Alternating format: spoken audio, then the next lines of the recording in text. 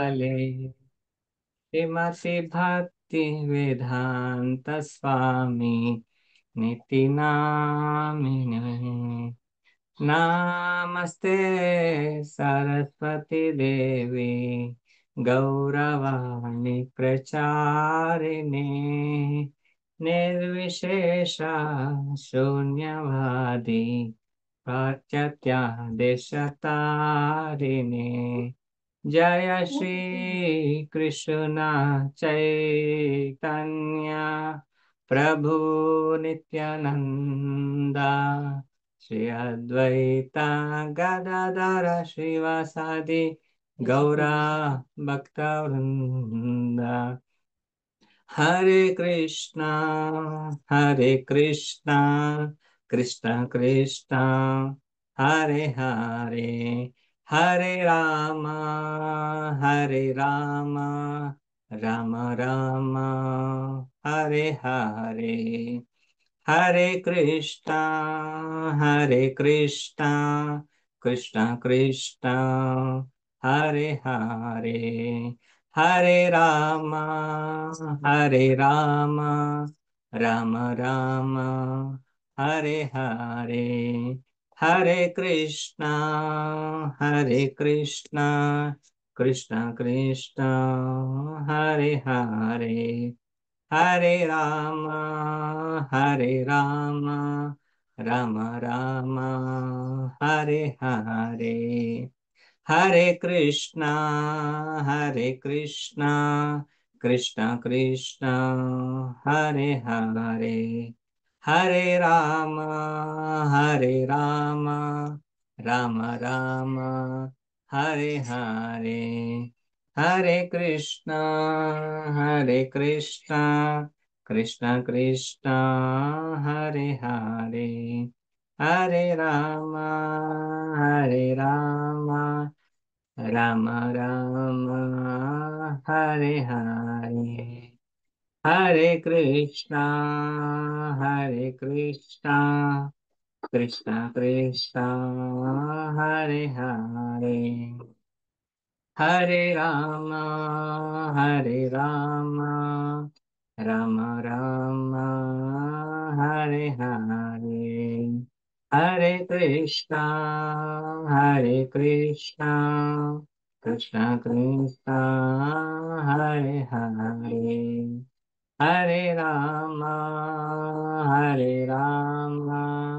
राम राम हरे हरे हरे कृष्णा कृष्णा कृष्णा हरे हरे हरे राम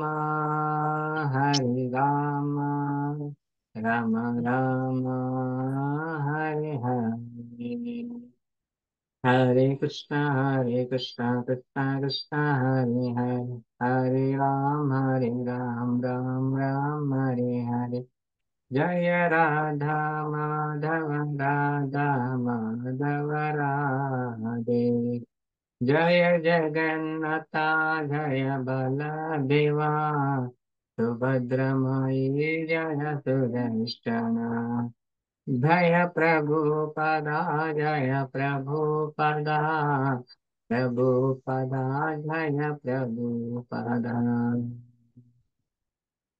हरे कृष्ण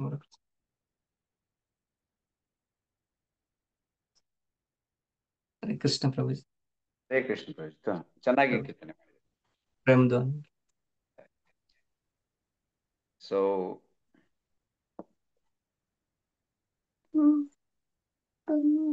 ಎಲ್ಲರೂ ಬಂದಿದಾರಲ್ಲ ಮಾತಾಜಿ, ಆಲ್ಮೋಸ್ಟ್ ಎಲ್ಲರೂ ಅಟೆಂಡ್ ಆಗಿದ್ದಾರೆ. ಭಾನುಮತಿ, ಭಾನುಪತಿ ಪ್ರಭು. ಈ ಅಡ್ಮಿನ್ ಯಾರು? ಹರೇ ಕೃಷ್ಣ ಪ್ರಭುಜಿ, ನಾನೇ ಅಡ್ಮಿನ್ ಇದ್ದೀನಿ. ಸಾರಿ, ನರಸಿಂಹ ಗೌರ್ ಹರೇ ಕೃಷ್ಣ. ಹೆಸರು ಅಡ್ಮಿನ್ ಅಂತ ಅವ್ರು ಎರಡು ಲಾಗಿನ್ ಅಲ್ಲಿ ಅವರ ಮಾಡಿದ್ದಾರೆ ಆಫೀಸ್ ಪ್ರಭುಜಿ, ಅದಕ್ಕೋಸ್ಕರ. ಅಲ್ಲ, ಅವರ ಆಫೀಸ್ ನಲ್ಲಿ ಇರ್ಬೇಕು ಅಡ್ಮಿನ್ ಅಂತ, ಅದನ್ನೇ ಹಾಕಿದ್ದಾರೆ. ಅನುತ ಮಾತಾಜಿ ಅದು ಲ್ಯಾಪ್ಟಾಪ್ ಅಲ್ಲಿ ಅವ್ರದ್ದು. ಇಲ್ಲ ಪ್ರಭು, ಲ್ಯಾಪ್ಟಾಪ್ ಅಲ್ಲಿ ಲಾಗಿನ್ ಆಗಿರ್ತೀನಿ, ಅದಕ್ಕೆಲ್ಲ ಅಡ್ಮಿನ್ ಅಂತ ಹೆಸರು ಅದು ಬಂದಿರುತ್ತೆ ಬೈ ಡಿಫಾಲ್ಟ್ ಆಗಿ ಬಂದ. ಮಲ್ಲಿಕಾರ್ಜುನ್ ಚೈತನ್ಯ ಪ್ರಭು ಯಾದಗೀರ್, ರಂಗಮಯ ಪ್ರಭು ಮಾತಾಜಿಯವರು ಜೊತೆಗಿದ್ದಾರೆ, ರಸರಾಜ್ ಗೋಪಾಲ್ ಪ್ರಭು, ರಸಿಕಶೇಖರ್ ಪ್ರಭು, ಸುಭಾಷಿಣಿ ಮಾತಾಜಿಯವರು, ಸುರೇಶ್ವರಿ ಮಾತಾಜಿಯವರು, ವೆಂಕಟಪತಿ ಜಗದೀಶ್, ಆಲ್ಮೋಸ್ಟ್ ಎಲ್ಲರೂ ಬಂದಿದ್ದಾರಲ್ಲ. ಎಸ್ ಪ್ರಭುಜಿ. ಎಸ್ ಪ್ರಭು, ಹರೇ ಕೃಷ್ಣ. ಇದೆ ಪ್ರಭುಜಿ, ಹರೇ ಕೃಷ್ಣ. ಜಯ ಜಯ ಜಯ. ಓಂ ಅಜ್ಞಾನತಿಮಿರಂಧಸ್ಯ ಜ್ಞಾನಾಂಜನಶಲಾಕಯ ಚಕ್ಷುರುನ್ಮಿಲಿತನ್ನೇನ ತಸ್ಮೈ ಶ್ರೀ ಗುರುವೇ ನಮಃ. ನಮೋ ಓಂ ವಿಷ್ಣುಪದಾಯ ಕೃಷ್ಣ ಪೃಷ್ಠಾಯ ಭೂತಲೆ ಶ್ರೀಮತೆ ಭಕ್ತಿ ವೇದಾಂತ ಸ್ವಾಮಿ ಇತಿ ನಾಮಿನೆ. ನಮಸ್ತೆ ಸರಸ್ವತಿ ದೇವೆ ಗೌರವಾಣಿ ಪ್ರಚಾರಿಣೆ ನಿರ್ವಿಶೇಷ ಶೂನ್ಯವಾದಿ ಪಾಶ್ಚಾತ್ಯ ದೇಶತಾರಿಣಿ. ಜಯ ಶ್ರೀ ಕೃಷ್ಣ ಚೈತನ್ಯ ಪ್ರಭು ನಿತ್ಯಾನಂದ ಶ್ರೀ ಅದ್ವೈತ ಗದಾಧರ ಶಿವಸಾದಿ ಗೌರ ಭಕ್ತರಿಂದ. ಹರೇ ಕೃಷ್ಣ ಕೃಷ್ಣ ಕೃಷ್ಣ ಹರೇ ಹರೇ, ಹರೇ ರಾಮ ರಾಮ ರಾಮ ಹರೇ ಹರೇ. ಹರೇ ಕೃಷ್ಣ. ಸೊ ಈಗಾಗಲೇ ಹಿಸ್ಗೆ ಸುದ್ದಿ ಚೈತನ್ಯ ಪ್ರಭುಜಿಯವರ ಒಂದು ಮಾರ್ಗದರ್ಶನದಲ್ಲಿ ಮೊದಲನೇ 6 ಅಧ್ಯಾಯಗಳನ್ನ ನಾವು ಓದಿದ್ದೇವೆ. ಅದು ಕರ್ಮಯೋಗ. ಈ 6 ಅಧ್ಯಾಯಗಳಲ್ಲಿ ನಮಗೆ ನಾವು ಕೃಷ್ಣ ಪ್ರಜ್ಞೆಯಲ್ಲಿ ಹೇಗೆ ಕಾರ್ಯನಿರ್ವಹಿಸಬೇಕು, ನಮ್ಮ ಕರ್ಮಗಳನ್ನ ಹೇಗೆ ಭಗವಂತನ ಸೇವೆಯಲ್ಲಿ ತೊಡಗಿಸಿಕೊಳ್ಬೇಕು ಅಂತ ಅನ್ನೋದ್ರ ಮಟ್ಟಿಗೆ ಮೊದಲನೇ ಅಧ್ಯಾಯ ಅರ್ಜುನ ವಿಷಾದ ಯೋಗ, 2ನೇದು ಸಾಂಖ್ಯ ಯೋಗ, 3ನೇದು ಕರ್ಮಯೋಗ, 4ನೇದು ಜ್ಞಾನ ಯೋಗ, 5ನೇದು ಕರ್ಮ ಸನ್ಯಾಸ ಯೋಗ, 6ನೇದು ಧ್ಯಾನ ಯೋಗ. ಸೊ ಹೇಗೆ ನಮ್ಮನ್ನ ಭಗವಂತನ ಸೇವೆಯಲ್ಲಿ ಜೋಡಿಸಿದಾಗ ಅದು ಕರ್ಮ ಯೋಗ ಆಗತ್ತೆ. ಭಗವಂತನ ಸೇವೆಯಲ್ಲಿ ಅವುಗಳನ್ನ ತೊಡಗಿಸದೇ ಇದ್ದಲ್ಲಿ ಅದು ಹೇಗೆ ಕರ್ಮ ಬಂಧನಕ್ಕೆ ಕಾರಣವಾಗ್ತದೆ, ನಾವು ಹೇಗೆ ಕರ್ಮದಲ್ಲಿ ಸಿಕ್ಕಾಕೊಳ್ತೇವೆ ಅಂತ ಅನ್ನೋದನ್ನ ನೋಡಿದ್ದೇವೆ. ನಾವು ಈ 6 ಅಧ್ಯಾಯಗಳ ವಿಶೇಷತೆ ಏನು ಅಂತಂದ್ರೆ,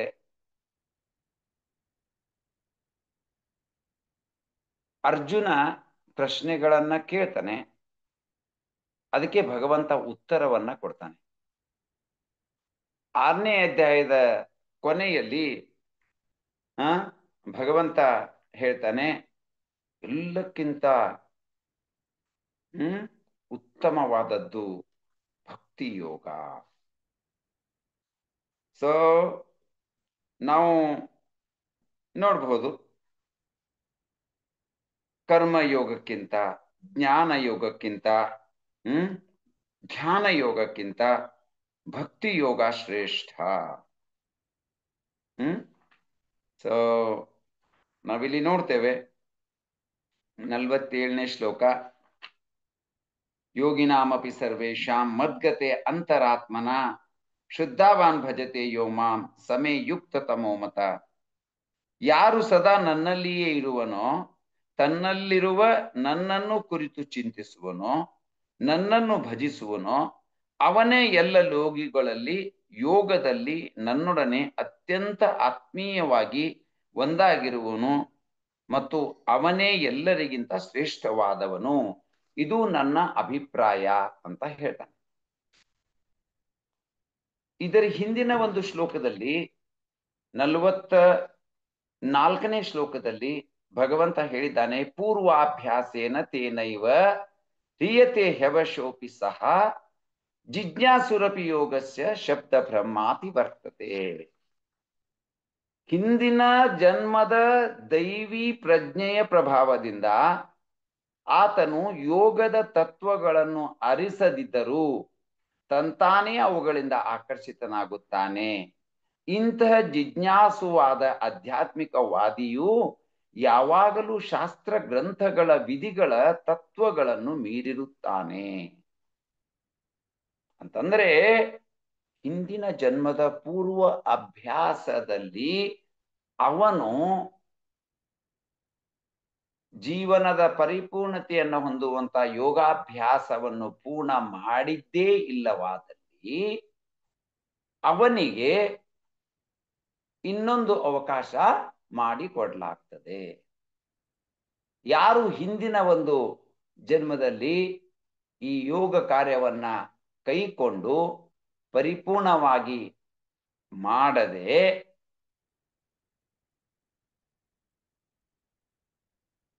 ಮುಂದಿನ ಜನ್ಮದಲ್ಲಿ ಇನ್ನೊಂದು ಉತ್ತಮವಾದ ಅವಕಾಶವನ್ನ ಅವನ ಭಕ್ತಿ ಸೇವೆಯನ್ನು ಮುಂದುವರಿಸುವುದಕ್ಕೆ ಅವಕಾಶ ಮಾಡಿಕೊಡಲಾಗ್ತದೆ.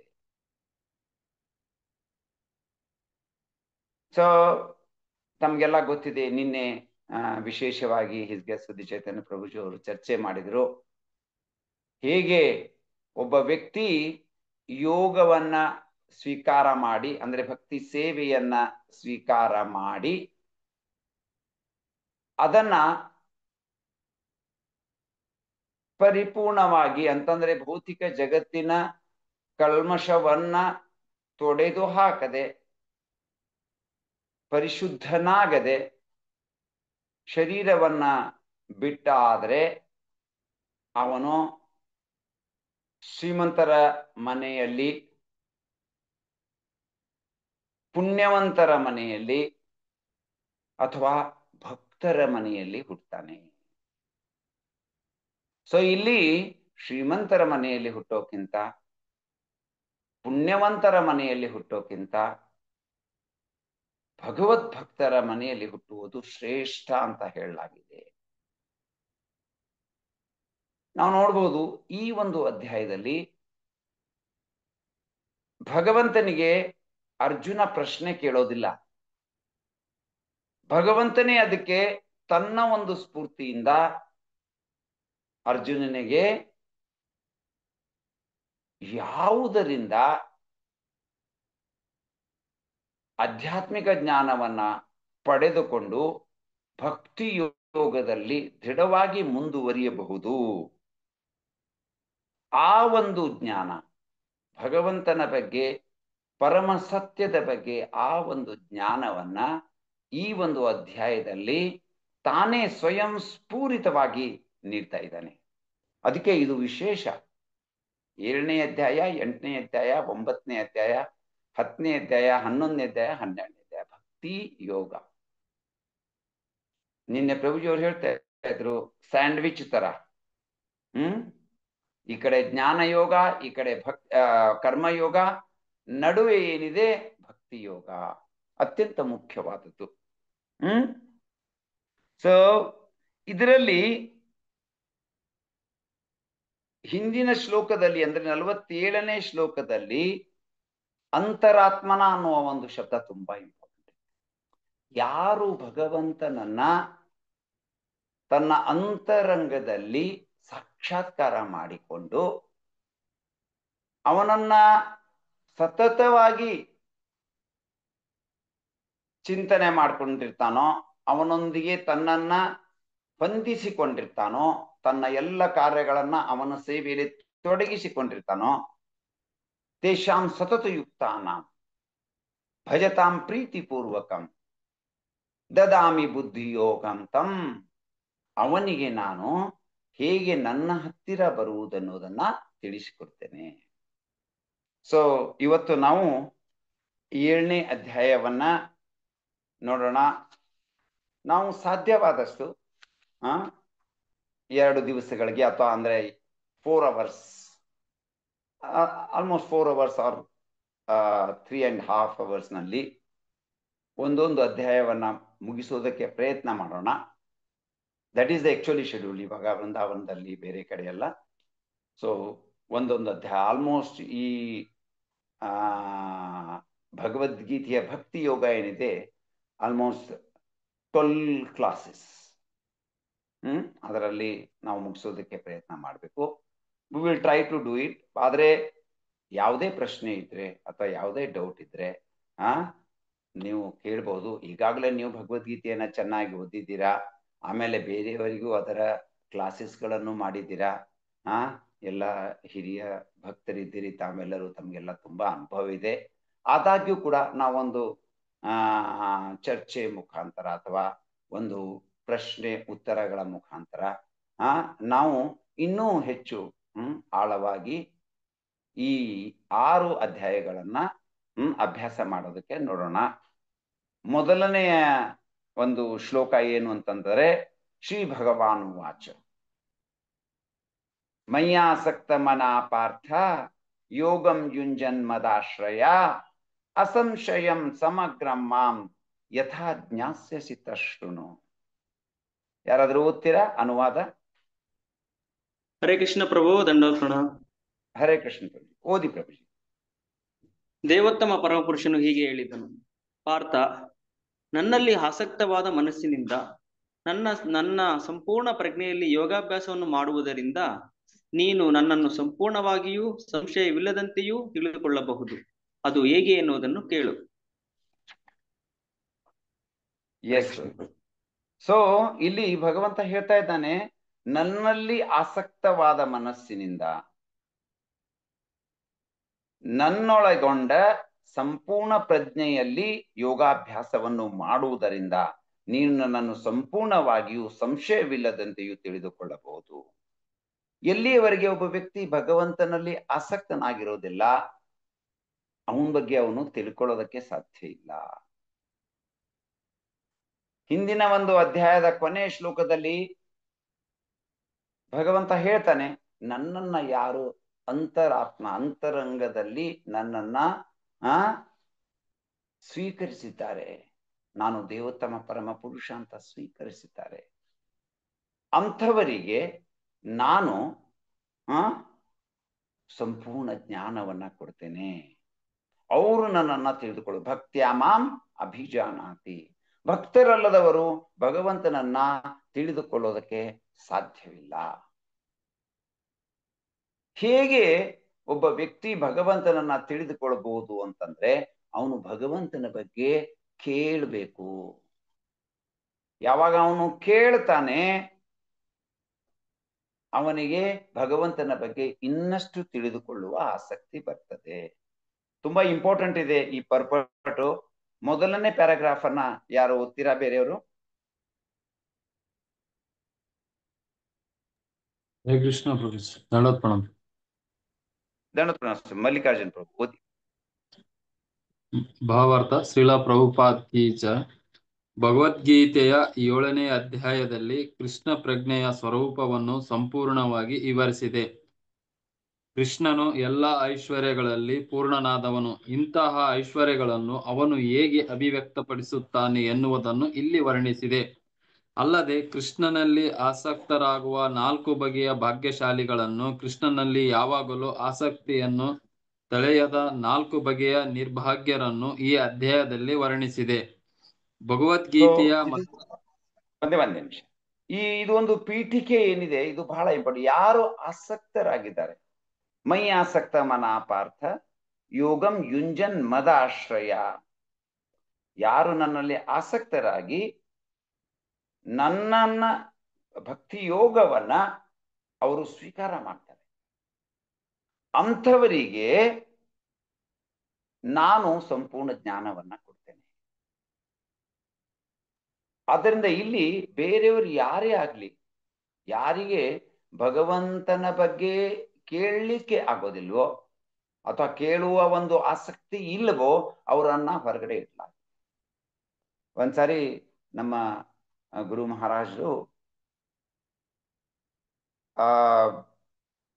ಹಲವಾರು ಈ ಅಮೆರಿಕದ ಒಂದು ಯೂನಿವರ್ಸಿಟಿಯಲ್ಲಿ ಅವರಿಗೆ ಒಂದು ಕ್ಲಾಸ್ ಲೆಕ್ಚರ್ ಕೊಡೋದಕ್ಕೆ ಹೇಳಲಾಗಿತ್ತು. ಅವಾಗ ಕೆಲವು ಸೈಂಟಿಸ್ಟು ಇವರೆಲ್ಲ ಏನಿದ್ದಾರೆ ಗುರು ಮಹಾರಾಜ್ ಜೊತೆ ಬಹಳಷ್ಟು ಡಿಸ್ಕಷನ್ ಮಾಡಿದ್ರು. ಸೊ ಅವಾಗ ಶ್ರೀಲ ಪ್ರಭುಪಾದರು ಅವ್ರಿಗೆ ಹೇಳಿದ್ರು, ಇಲ್ಲ, ನೀವು ಭಗವದ್ಗೀತೆಯನ್ನ ಎಲ್ಲಿವರೆಗೆ ಓದೋದಿಲ್ವೋ ಅಲ್ಲಿವರೆಗೆ ನಿಮ್ಗೆ ದೇವರ ಬಗ್ಗೆ ಅರ್ಥ ಆಗೋದಿಲ್ಲ. ಸೊ ಅನಂತರ ಯಾವಾಗ ಗುರು ಮಹಾರಾಜ್ ಅವರೆಲ್ಲ ಕುಳಿತುಕೊಂಡು ಒಂದ್ ಸ್ವಲ್ಪ ಪ್ರಸಾದ ತೆಗೆದುಕೊಳ್ತಾ ಇದ್ರು, ಅಂತಹ ಸಮಯದಲ್ಲಿ ಆ ಒಬ್ರು ಯಾರು ಹೆಚ್ಚು ಆರ್ಗ್ಯುಮೆಂಟ್ ಮಾಡ್ತಾ ಇದ್ರು ಭಗವದ್ಗೀತೆ ಬಗ್ಗೆ ತಮ್ಮದೇ ಆದ ಒಂದು ಒಪಿನಿಯನ್ಸ್ ಹೇಳ್ತಾ ಇದ್ರು. ಅವ್ರು ಬಂದು ಹೇಳಿದ್ರು, ನಿಜವಾಗಿಯೂ ನಾನು ಭಗವದ್ಗೀತೆಯನ್ನ ಓದಿಲ್ಲ. ನೀವ್ ಹೇಳಿದ್ಮೇಲೆ ನನಗೆ ಇವಾಗ ಅರ್ಥ ಆಗ್ತಾ ಇದೆ, ನಾನು ಭಗವದ್ಗೀತೆ ಓದ್ಬೇಕು. ಸೊ ಬಹಳಷ್ಟು ಜನ ಇದ್ದಾರೆ ಭಗವದ್ಗೀತೆಯ ಬಗ್ಗೆ ತಮ್ಮದೇ ಆದ ಒಂದು ವಿಚಾರವನ್ನ ವ್ಯಕ್ತಪಡಿಸ್ತಾರೆ. ಆದರೆ ಅವರು ಭಗವದ್ಗೀತೆಯನ್ನ ಓದುವುದಿಲ್ಲ ಅಥವಾ ಅದನ್ನ ಅರಿತುಕೊಳ್ಳೋದಕ್ಕೆ ಸ್ವಪ್ರಯತ್ನ ಮಾಡುವುದಿಲ್ಲ. ಹೀಗಿರುವಾಗ ಅವರಿಗೆ ಭಗವದ್ಗೀತೆ ಅರ್ಥ ಆಗೋದಿಲ್ಲ. ಎಸ್ ಪ್ರಭುಜಿ, 2ನೇ ಪ್ಯಾರಾಗ್ರಾಫ್.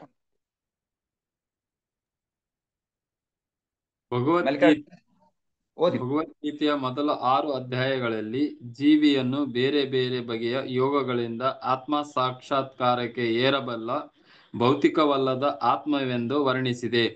ಮನಸ್ಸನ್ನು ಸ್ಥಿರವಾಗಿ ಕೃಷ್ಣನಲ್ಲಿ ನಿಲ್ಲಿಸುವುದು ಎಂದರೆ ಕೃಷ್ಣ ಪ್ರಜ್ಞೆಯು ಎಲ್ಲಾ ಯೋಗಗಳಲ್ಲಿ ಅತ್ಯುನ್ನತವಾದುದು ಎಂದು 6ನೇ ಅಧ್ಯಾಯದ ಕೊನೆಯಲ್ಲಿ ಹೇಳಿದೆ.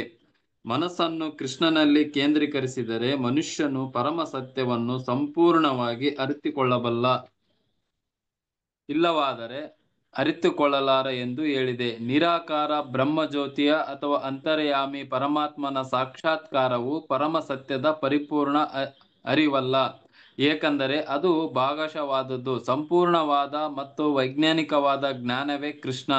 ಕೃಷ್ಣ ಪ್ರಜ್ಞೆಯಲ್ಲಿರುವ ಮನುಷ್ಯನಿಗೆ ಎಲ್ಲವೂ ಪ್ರಕಟವಾಗುತ್ತದೆ. ಸಂಪೂರ್ಣ ಕೃಷ್ಣ ಪ್ರಜ್ಞೆಯಲ್ಲಿ ಯಾವ ಸಂಶಯವೂ ಇಲ್ಲದೆ ಕೃಷ್ಣನೇ ಅಂತಿಮ ಜ್ಞಾನ ಎಂದು ಮನುಷ್ಯನಿಗೆ ಗೊತ್ತಾಗುತ್ತದೆ.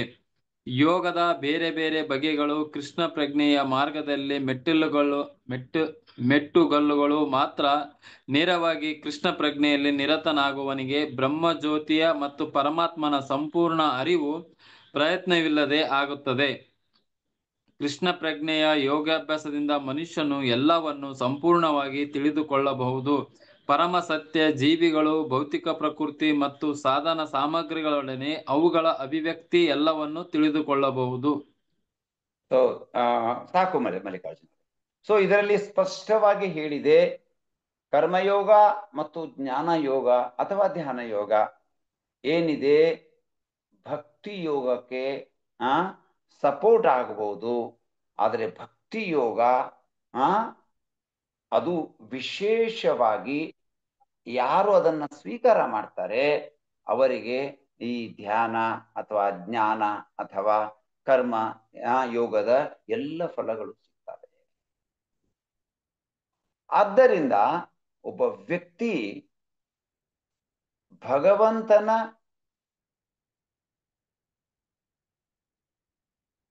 ಹೇಳಿಕೆ ಏನು,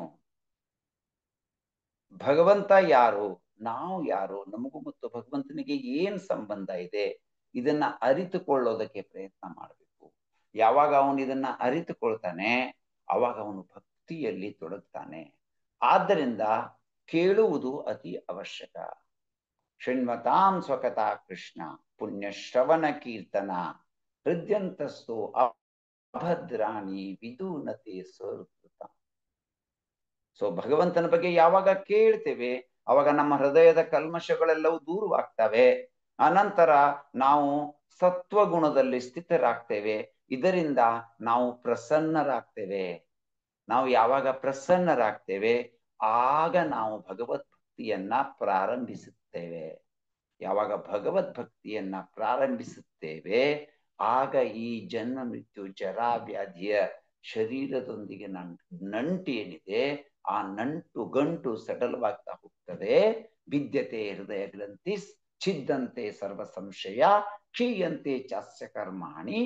ಆಗ ನಮ್ಮ ಕರ್ಮ ಬಂಧನ ಕತ್ತರಿಸುತ್ತದೆ. ಸೊ ಆದ್ದರಿಂದ ಭಕ್ತಿ ಯೋಗದ ಮೊದಲ ಹೆಜ್ಜೆ ಏನು ಅಂತಂದ್ರೆ ನಾವು ಭಗವಂತನ ಬಗ್ಗೆ ಭಗವತ್ ಸಾಕ್ಷಾತ್ಕಾರವನ್ನ ಹೊಂದಿರುವಂತಹ ಭಕ್ತರಿಂದ ಕೇಳಿ ತಿಳಿದುಕೊಳ್ಳಬೇಕು. ಸೊ ಇದು ಮೊದಲನೇ ಶ್ಲೋಕದ ಸಾರ. ಸೊ ಎರಡನೇ ಶ್ಲೋಕವನ್ನ ನಾವು ನೋಡೋಣ. ಜ್ಞಾನಂ ತೇಹಂ ಸವಿಜ್ಞಾನಂ ಇದಂ ವಕ್ಷ್ಯಾಮಿ ಅಶೇಷತಃ ಯಜ್ಞಾತ್ವಾ ನೇಯ ಭೂಯೋ ನ್ಯದ್ ಜ್ಞಾತವ್ಯಂ ಅವಶಿಷ್ಯತೆ. ಯಾರು ಓದ್ತೀರಾ ಇದರ ಮೀನಿಂಗು? ಹರೇ ಕೃಷ್ಣ ಪ್ರಭುಜಿ, ದಂಡೋತ್ಪಣ ಪ್ರಭುಜಿ. ಹರೇ ಕೃಷ್ಣ, ಓದಿ. ಅನುವಾದ ಜಗದ್ಗುರು ಸ್ವಾಮಿ ಶ್ರೀಲ ಪ್ರಭುಪಾದರಿಂದ. ಈಗ ನಾನು ನಿನಗೆ ಇಂದ್ರಿಯ ಗೋಚರವಾದ ಜ್ಞಾನವನ್ನು, ಆಧ್ಯಾತ್ಮಿಕ ಜ್ಞಾನವನ್ನು ಸಂಪೂರ್ಣವಾಗಿ ತಿಳಿಸಿಕೊಡುತ್ತೇನೆ. ಇದನ್ನು ತಿಳಿದುಕೊಂಡ ಮೇಲೆ ನೀನು ತಿಳಿದುಕೊಳ್ಳಬೇಕಾದದ್ದು ಏನೂ ಇರುವುದಿಲ್ಲ. Yes, very important. ಇಲ್ಲಿ ಏನು ಅಂತಂದ್ರೆ ಭಗವಂತ ಹೇಳ್ತಾನೆ, ಹೌದು, ನೀನು ಯಾರು ಭಕ್ತಿ ಯೋಗವನ್ನ ತಿಳ್ಕೊಳ್ಳೋದಕ್ಕೆ ಸಾಧ್ಯ? ಯಾರಿಗೆ ಆಸಕ್ತಿ ಇದೆ, ಯಾರಲ್ಲಿ? ನನ್ನಲ್ಲಿ. ಇನ್ನು ಅಂಥವರು ಹೇಗೆ ನನ್ನನ್ನು ತಿಳಿದುಕೊಳ್ಳಬಲ್ರು? ನಾನು ಅವರಿಗೆ ಹೇಗೆ ತಿಳಿದುಕೊಳ್ಬೇಕು ಅಂತ, ಅಥವಾ ನಿನಗೆ ನಾನು ಹೇಗೆ ತಿಳಿದುಕೊಳ್ಬೇಕು ಅಂತ. ಇಂದ್ರಿಯ ಗೋಚರವಾದ ಜ್ಞಾನ ಅಂತಂದ್ರೆ ಸ್ಪಷ್ಟವಾಗಿ ನಮ್ಮ ಕಣ್ಣಿಗೆ ಕಾಣಿಸುವಂತಹದ್ದು. ಆಧ್ಯಾತ್ಮಿಕ ಜ್ಞಾನ ಯಾವುದು ಅಗೋಚರವಾಗಿದೆ, ಆ ಎರಡನ್ನೂ ನಿನಗೆ ತಿಳಿಸಿಕೊಡುತ್ತೇನೆ. ಇದು ಈ ಅಧ್ಯಾಯದ ಉದ್ದೇಶ. ಇದನ್ನು ತಿಳಿದುಕೊಂಡ ಮೇಲೆ ನೀನು ತಿಳಿದುಕೊಳ್ಳಬೇಕಾದದ್ದು ಏನೂ ಇರುವುದಿಲ್ಲ. ಜ್ಞಾನ ಅಂತಂದ್ರೆ ಭಗವಂತ, ನಾವು ಮತ್ತು ಈ ಭೌತಿಕ ಪ್ರಕೃತಿ ಎಲ್ಲವೂ ಹೇಗೆ ಕಾರ್ಯನಿರ್ವಹಿಸುತ್ತದೆ, ಯಾರು ಈ ಒಂದು ಕಾರ್ಯವನ್ನ ನಿರ್ವಹಿಸ್ತಾ ಇದ್ದಾರೆ, ನಮ್ಮ ಕರ್ತವ್ಯ ಏನು, ಇದು ಜ್ಞಾನ. ಸೊ ಪರ್ಪಟ್ನಲ್ಲಿ ಅದನ್ನೇ ಎಕ್ಸ್ಪ್ಲೇನ್ ಮಾಡಿ ಹೇಳಿದ್ದಾರೆ. ಆಧ್ಯಾತ್ಮಿಕ ಜ್ಞಾನ ಎಂದರೆ ಸಂಪೂರ್ಣ ಜ್ಞಾನದಲ್ಲಿ ಇಂದ್ರಿಯ ಗ್ರಾಹ್ಯ ಪ್ರಪಂಚ, ಅದರ ಹಿಂದೆ ಇರುವ ಚೇತನ ಮತ್ತು ಇವೆರಡರ ಮೂಲ, ಇವುಗಳ ತಿಳುವಳಿಕೆಯು ಸೇರಿದೆ. ಸೊ ಭಗವಂತ ಈ ಒಂದು ಅಧ್ಯಾಯದಲ್ಲಿ ಇದನ್ನ ನಮಗೆ ತಿಳಿಸಿಕೊಡ್ತಾನೆ. ಮನುಷ್ಯಾನಾಂ ಸಹಸ್ರೇಷು ಕಶ್ಚಿದ್ಯತತಿ ಸಿದ್ಧಯೇ ಯತತಾಮಪಿ ಸಿದ್ಧಾನಾಂ ಕಶ್ಚಿನ್ಮಾಂ ವೇತ್ತಿ ತತ್ವತಃ. ಸೊ ಈ ಒಂದು ಶ್ಲೋಕ ತುಂಬಾ ಇಂಪಾರ್ಟೆಂಟ್ ಶ್ಲೋಕ. ಯಾರು ಓದ್ತೀರಾ ಅನುವಾದ? ಹರೇ ಕೃಷ್ಣ ಪ್ರಭುಜಿ. ಎಸ್. ಸಾವಿರಾರು ಜನರಲ್ಲಿ ಒಬ್ಬನು ಪರಿಪೂರ್ಣತೆಗಾಗಿ ಪ್ರಯತ್ನಿಸಬಹುದು. ಪರಿಪೂರ್ಣತೆಯನ್ನು ಸಾಧಿಸುವವರಲ್ಲಿ ಒಬ್ಬನು ನನ್ನನ್ನು ನಿಜವಾಗಿ ಅರ್ಥ ಮಾಡಿಕೊಂಡಿದ್ದಾರೆ. ಅಷ್ಟೇ ಇದೆ ಪ್ರಭುಜಿ ಇದರಲ್ಲಿ ಅನುವಾದ. ಹಾ, ಹೌದು, ಅಷ್ಟೇ ಇದೆನಾ? ಅರ್ಥ ಮಾಡಿಕೊಳ್ತಾನೆ ಎಂದು ಹೇಳುವುದು ಕಷ್ಟ ಇಲ್ವಾ ಅದರಲ್ಲಿ? ಇದು ಹೊಸ ಪ್ರಿಂಟ್ ಪ್ರಭುಜಿ. ಇದೆ ಪ್ರಭುಜಿ. ಓಕೆ, ಭಾವಾರ್ಥವು ಮನುಷ್ಯರಲ್ಲಿ ಬೇರೆ ಬೇರೆ ಮಟ್ಟಗಳಿವೆ. ಆತ್ಮವೆಂದರೇನು, ದೇಹವೆಂದರೇನು, ಪರಮ ಸತ್ಯವೆಂದರೇನು, ಇವೆಲ್ಲವನ್ನು ತಿಳಿದುಕೊಳ್ಳಲು ದಿವ್ಯ ಸಾಕ್ಷಾತ್ಕಾರದಲ್ಲಿ 1000 ಜನರಲ್ಲಿ ಒಬ್ಬನಿಗೆ ತಕ್ಕಷ್ಟು ಆಸಕ್ತಿ ಇರಬಹುದು. ತಿನ್ನುವುದು, ನಿದ್ರೆ, ರಕ್ಷಣೆ ಮತ್ತು ಮೈಥುನ, ಈ ಪಶು ಪ್ರವೃತ್ತಿಗಳಲ್ಲೇ ಸಾಮಾನ್ಯವಾಗಿ ಮನುಷ್ಯರು ತನ್ಮಯರಾಗಿರುತ್ತಾರೆ. ಸಾಮಾನ್ಯವಾಗಿ ದಿವ್ಯ ಜ್ಞಾನದಲ್ಲಿ ಯಾರಿಗೂ ಆಸಕ್ತಿ ಇರುವುದಿಲ್ಲ. ಗೀತೆಯ ಮೊದಲ 6 ಅಧ್ಯಾಯಗಳನ್ನು ದಿವ್ಯ ಜ್ಞಾನದಲ್ಲಿ ವಿಶಿಷ್ಟವಾದ ಆಸಕ್ತಿ ಇರುವವರಿಗಾಗಿ ಹೇಳಿದೆ. ದಿವ್ಯ ಆತ್ಮ, ಪರಮಾತ್ಮ, ಜ್ಞಾನಯೋಗ ಮತ್ತು ಧ್ಯಾನ ಯೋಗಗಳ ಮೂಲಕ ಸಾಕ್ಷಾತ್ಕಾರದ ಪ್ರಕ್ರಿಯೆ ಆತ್ಮವನ್ನು ಜಡವಸ್ತುವಿನಿಂದ ಪ್ರತ್ಯೇಕಿಸುವುದು. ಇದೇ ಆ ವಿಶಿಷ್ಟವಾದ ದಿವ್ಯ ಜ್ಞಾನವಾಗಿದೆ. ಕೃಷ್ಣ ಪ್ರಜ್ಞೆ ಇರುವವರು ಮಾತ್ರ ಕೃಷ್ಣನನ್ನು ಅರಿಯಬಲ್ಲರು. ನಿರಾಕಾರ ಬ್ರಹ್ಮನ್ ಸಾಕ್ಷಾತ್ಕಾರವು ಕೃಷ್ಣನನ್ನು ಅರಿಯುವುದಕ್ಕಿಂತ ಸುಲಭ. ಆದ್ದರಿಂದ ಇತರ ಆಧ್ಯಾತ್ಮಿಕವಾದಿಗಳು ನಿರಾಕಾರ ಬ್ರಹ್ಮನ್ ಸಾಕ್ಷಾತ್ಕಾರವನ್ನು ಸಾಧಿಸಬಹುದು. ಕೃಷ್ಣ ದೇವೋತ್ತಮ ಪರಮಪುರುಷ, ಆದರೆ ಅವನು ಬ್ರಹ್ಮನ್ ಮತ್ತು ಪರಮಾತ್ಮ ಅರಿವನ್ನು ಮೀರಿದವನು. ಕೃಷ್ಣನನ್ನು ಅರಿಯುವ ಪ್ರಯತ್ನದಲ್ಲಿ ಯೋಗಿಗಳು, ಜ್ಞಾನಿಗಳು ಗೊಂದಲಕ್ಕೆ ಒಳಗಾಗುತ್ತಾರೆ. ನಿರಾಕಾರವಾದಿಗಳಲ್ಲಿ ಅತ್ಯಂತ ಶ್ರೇಷ್ಠರಾದ ಶ್ರೀಪಾದ ಶಂಕರಾಚಾರ್ಯರು ತಮ್ಮ ಗೀತಾ ಭಾಷ್ಯದಲ್ಲಿ ಕೃಷ್ಣನು ದೇವೋತ್ತಮ ಪರಮಪುರುಷನೆಂದು ಒಪ್ಪಿಕೊಂಡರು. ಅವರ ಅನುಯಾಯಿಗಳು ಕೃಷ್ಣನನ್ನು ಹೀಗೆ ಒಪ್ಪಿಕೊಳ್ಳುವುದಿಲ್ಲ, ಏಕೆಂದರೆ ನಿರಾಕಾರ ಬ್ರಹ್ಮನ್ನ ದಿವ್ಯ ಸಾಕ್ಷಾತ್ಕಾರವನ್ನು ಸಾಧಿಸುವವರಿಗೂ ಕೃಷ್ಣನನ್ನು ಅರಿಯುವುದು ಬಹು ಕಠಿಣ. ಹರೇ ಕೃಷ್ಣ ಪ್ರಭುಜಿ. ಸೊ ನಾವೆಲ್ಲರೂ ತಿಳ್ಕೊಂಡಿದ್ದೇವೆ, ನೀವು ಹಿಂದಿನ ಒಂದು ಕ್ಲಾಸ್ ನಲ್ಲೂ ಕೂಡ ಪ್ರಭುಜಿ ಅವರು ಚರ್ಚೆ ಮಾಡಿದ್ದಾರೆ. ಬ್ರಹ್ಮನ್ ಸಾಕ್ಷಾತ್ಕಾರ ಅಂತಂತಂದ್ರೆ ಭಗವಂತ ಎಲ್ಲ ಕಡೆಯೂ ಕೂಡ ಅವ್ಯಕ್ತ ರೂಪದಲ್ಲಿ ಇದ್ದಾನೆ, ನಿರಾಕಾರ ರೂಪದಲ್ಲಿ ಇದ್ದಾನೆ. ಭಗವಂತನ ಶರೀರದ ಪ್ರಭೆ ಏನಿದೆ ಎಲ್ಲ ಕಡೆಯೂ ಹರಡಿದೆ. ಅವರು ಅಷ್ಟಕ್ಕೆ ಸೀಮಿತವಾಗಿ ಭಗವಂತ ನಿರಾಕಾರ ಅಂತ ಅನ್ನೋದನ್ನ ಸ್ವೀಕಾರ ಮಾಡ್ತಾರೆ. ಆದರೆ ಅವರ ಸಾಕ್ಷಾತ್ಕಾರ ಏನಿದೆ ಭಾಗಶಃ ಸಾಕ್ಷಾತ್ಕಾರ. ಇನ್ನು ಯೋಗಿಗಳು ಭಗವಂತನನ್ನ ತಮ್ಮ ಹೃದಯದಲ್ಲಿ ಪರಮಾತ್ಮನಾಗಿ ಇರುವ ಒಂದು ಸಾಕ್ಷಾತ್ಕಾರವನ್ನ ಹೊಂತಾರೆ.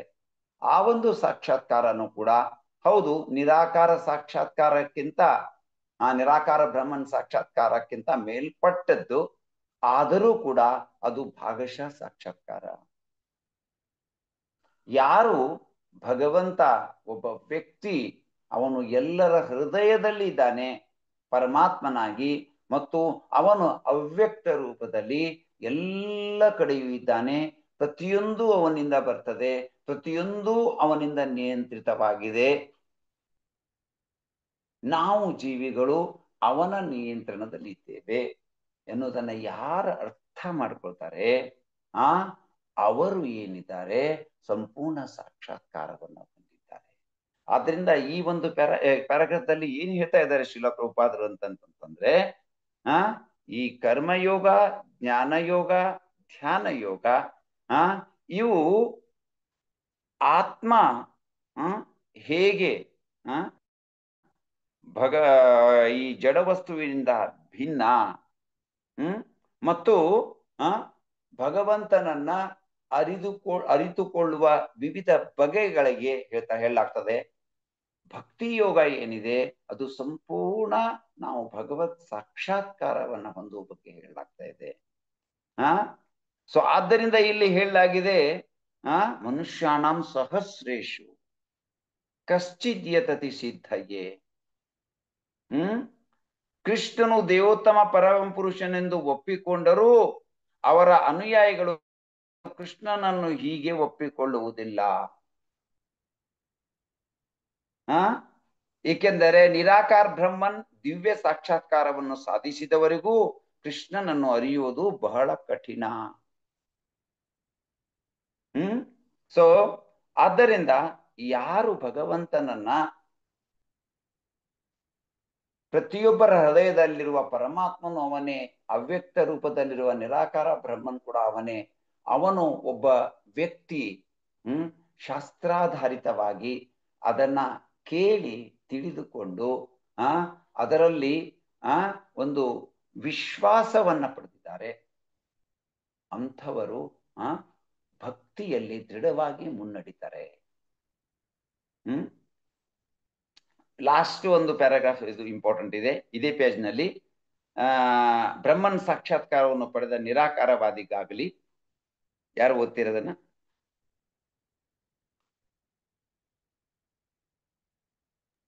ಹರೇ ಕೃಷ್ಣ ಪ್ರಭು. ಬ್ರಹ್ಮನ್ ಸಾಕ್ಷಾತ್ಕಾರವನ್ನು ಪಡೆದ ನಿರಾಕಾರವಾದಿಗಳಾಗಲಿ, ಪರಮಾತ್ಮ ಸಾಕ್ಷಾತ್ಕಾರವನ್ನು ಪಡೆದ ಯೋಗಿಗಳಾಗಲಿ, ದೇವೋತ್ತಮ ಪರಮ ಪುರುಷನಾದ ಕೃಷ್ಣನನ್ನು ಯಶೋದೆಯ ಮಗನಾಗಿ ಅಥವಾ ಅರ್ಜುನನ ಸಾರಥಿಯಾಗಿ ಅರ್ಥ ಮಾಡಿಕೊಳ್ಳುವುದು ಸಾಧ್ಯವಿಲ್ಲ. ಮಹಾನ್ ದೇವತೆಗಳಿಗೂ ಕೆಲವೊಮ್ಮೆ ಕೃಷ್ಣನ ವಿಷಯದಲ್ಲಿ ಗೊಂದಲವಾಗುತ್ತದೆ. ಮುಹ್ಯಂತಿ ಯತ್ ಸೂರಯಃ ಭಗವಂತನು ಮಾಂ ತು ವೇದನ ಕಚ್ಚನ, ನಾನಿರುವಂತೆ ಯಾರು ನನ್ನನ್ನು ಅರಿಯರು ಎಂದು ಹೇಳುತ್ತಾನೆ. ಆತನನ್ನು ಅರಿತಿದ್ದರೆ ಆಗ ಸಾ ಮಹಾತ್ಮ ಸುದುರ್ಲಭ, ಅಂತಹ ಮಹಾತ್ಮನು ದೊರೆಯುವುದು ಬಹುಕಷ್ಟ. ದೊಡ್ಡ ವಿದ್ವಾಂಸನೋ ತತ್ವಶಾಸ್ತ್ರಜ್ಞನೋ ಆಗಿರುವವನು ಸಹ ಭಗವಂತನ ಪ್ರೇಮ ಪೂರ್ವಕ ಸೇವೆಯನ್ನು ಅಭ್ಯಾಸ ಮಾಡದಿದ್ದರೆ ಕೃಷ್ಣನು ಇರುವಂತೆ ತತ್ವತಃ ಅವನನ್ನು ಅರಿಯಲಾರ. ಕೃಷ್ಣನು ಎಲ್ಲಾ ಕಾರಣಗಳ ಕಾರಣನು, ಅವನು ಸರ್ವವ್ಯಾಪಿ ಮತ್ತು ಸಿರಿವಂತ. ಅವನಲ್ಲಿ ಶ್ರೀಮಂತಿಕೆ, ಕೀರ್ತಿ, ಶಕ್ತಿ, ಸೌಂದರ್ಯ, ಜ್ಞಾನ ಮತ್ತು ವೈರಾಗ್ಯ ಈ ಎಲ್ಲಾ ಊಹಾತೀತ ದಿವ್ಯ ಗುಣಗಳಿವೆ. ಪರಿಶುದ್ಧ ಭಕ್ತರು ಮಾತ್ರ ಈ ಗುಣಗಳನ್ನು ಸ್ವಲ್ಪ ಮಟ್ಟಿಗೆ ಅರಿಯಬಲ್ಲರು, ಏಕೆಂದರೆ ಕೃಷ್ಣನು ಭಕ್ತರ ಬಗ್ಗೆ ದಯಾಳುವಾಗಿದ್ದಾನೆ. ಬ್ರಹ್ಮನ್ ಸಾಕ್ಷಾತ್ಕಾರದಲ್ಲಿ ಅವನೇ ಕಡೆಯ ಮಾತು. ಭಕ್ತರು ಮಾತ್ರ ಅವನು ಇರುವಂತೆ ಅವನ ಸಾಕ್ಷಾತ್ಕಾರವನ್ನು ಪಡೆಯಬಲ್ಲರು. ಆದ್ದರಿಂದ ಹೀಗೆ ಹೇಳಿದೆ, ಅತ ಶ್ರೀ ಕೃಷ್ಣನಾಮಾದಿ ನ ಭವ ಭವೇದ್ಗ್ರಾಹ್ಯಮಿಂದ್ರಿಯೈ ಇಂದ್ರಿಯೈ ಸೇವೋನ್ಮುಖೆ ಹಿ ಜಿಹ್ವದೌ ಸ್ವಯಮೇವ ಸ್ಫುರತ್ಯದಃ. ಜಡ ಭೌತಿಕ ಇಂದ್ರಿಯಗಳ ಮೂಲಕ ಯಾರು ಕೃಷ್ಣನು ಇರುವಂತೆ ಅವನನ್ನು ಗ್ರಹಿಸಲಾರರು. ಆದರೆ ಆತನು ಭಕ್ತರು ತನಗೆ ಅರ್ಪಿಸುವ ಪ್ರೇಮಪೂರ್ವಕ ಸೇವೆಯಿಂದ ಸುಪ್ರೀತನಾಗಿ ಅವರಿಗೆ ಪ್ರತ್ಯಕ್ಷವಾಗುತ್ತಾನೆ. ಭಕ್ತಿರಸಾಮೃತ ಅವನಿಗೆ ಸಿಂಧು. ಪ್ರತ್ಯಕ್ಷವಾಗುತ್ತಾನೆ. Yes, thank you very much Mataji. So ಇದು ಬಹಳ ಇಂಪಾರ್ಟೆಂಟ್. ಭಕ್ತರು ಅತ್ಯಂತ ವಿರಳರು. ನಾವು ಹೇಳ್ತೇವೆ ಅಷ್ಟು ಸರಳ ಇಲ್ಲ ಭಕ್ತರಾಗೋದು. ಭಕ್ತರಾಗೋದು ಅಂತಂದ್ರೇನು? ಭಗವಂತನ ಬಗ್ಗೆ ಕಿವಿ ಕೊಟ್ಟು ಕೇಳೋರು. ಯಾರು ದೇವರು, ಯಾಕೆ ಕೃಷ್ಣನೇ ದೇವರು, ಇದರ ಬಗ್ಗೆ ತಿಳಿದುಕೊಂಡು ಭಗವಂತನ ಸೇವೆಯಲ್ಲಿ ತಮ್ಮನ್ನು ತಾವು ತೊಡಗಿಸಿಕೊಳ್ಳುವರು. ಆದ್ದರಿಂದ devotees are very very rare. ಮನುಷ್ಯಾಣಾಂ ಸಹಸ್ರೇಶು ಕಶ್ಚಿತ್ ಯತತಿ ಸಿದ್ಧಯೇ ಯತತಾಮಪಿ ಸಿದ್ಧಾನಾಂ ಕಶ್ಚಿನ್ ಮಾಂ ವೇತ್ತಿ ತತ್ವತಃ.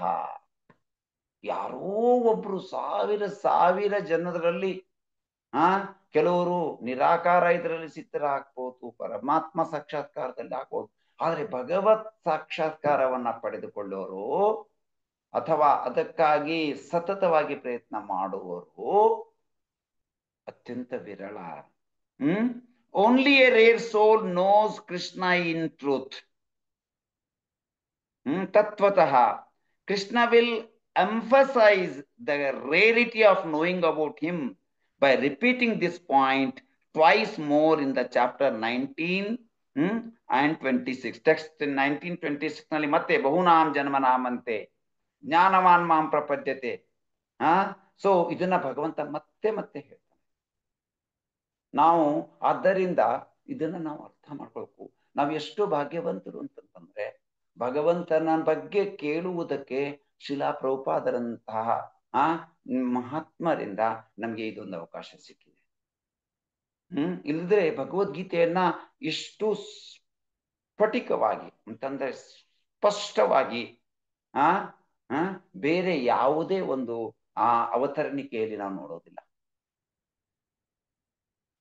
ಇನ್ನು ಮುಂದೆ 4ನೇ ಶ್ಲೋಕದಿಂದ 12ನೇ ಶ್ಲೋಕದವರೆಗೆ ಕೃಷ್ಣ ಈ ಭೌತಿಕ ಜಗತ್ತಿನ ಮತ್ತು ಆಧ್ಯಾತ್ಮಿಕ ಜಗತ್ತಿನ ಶಕ್ತಿಯ ವಿವಿಧ ರೂಪಗಳನ್ನ ವರ್ಣಿಸ್ತಾನೆ.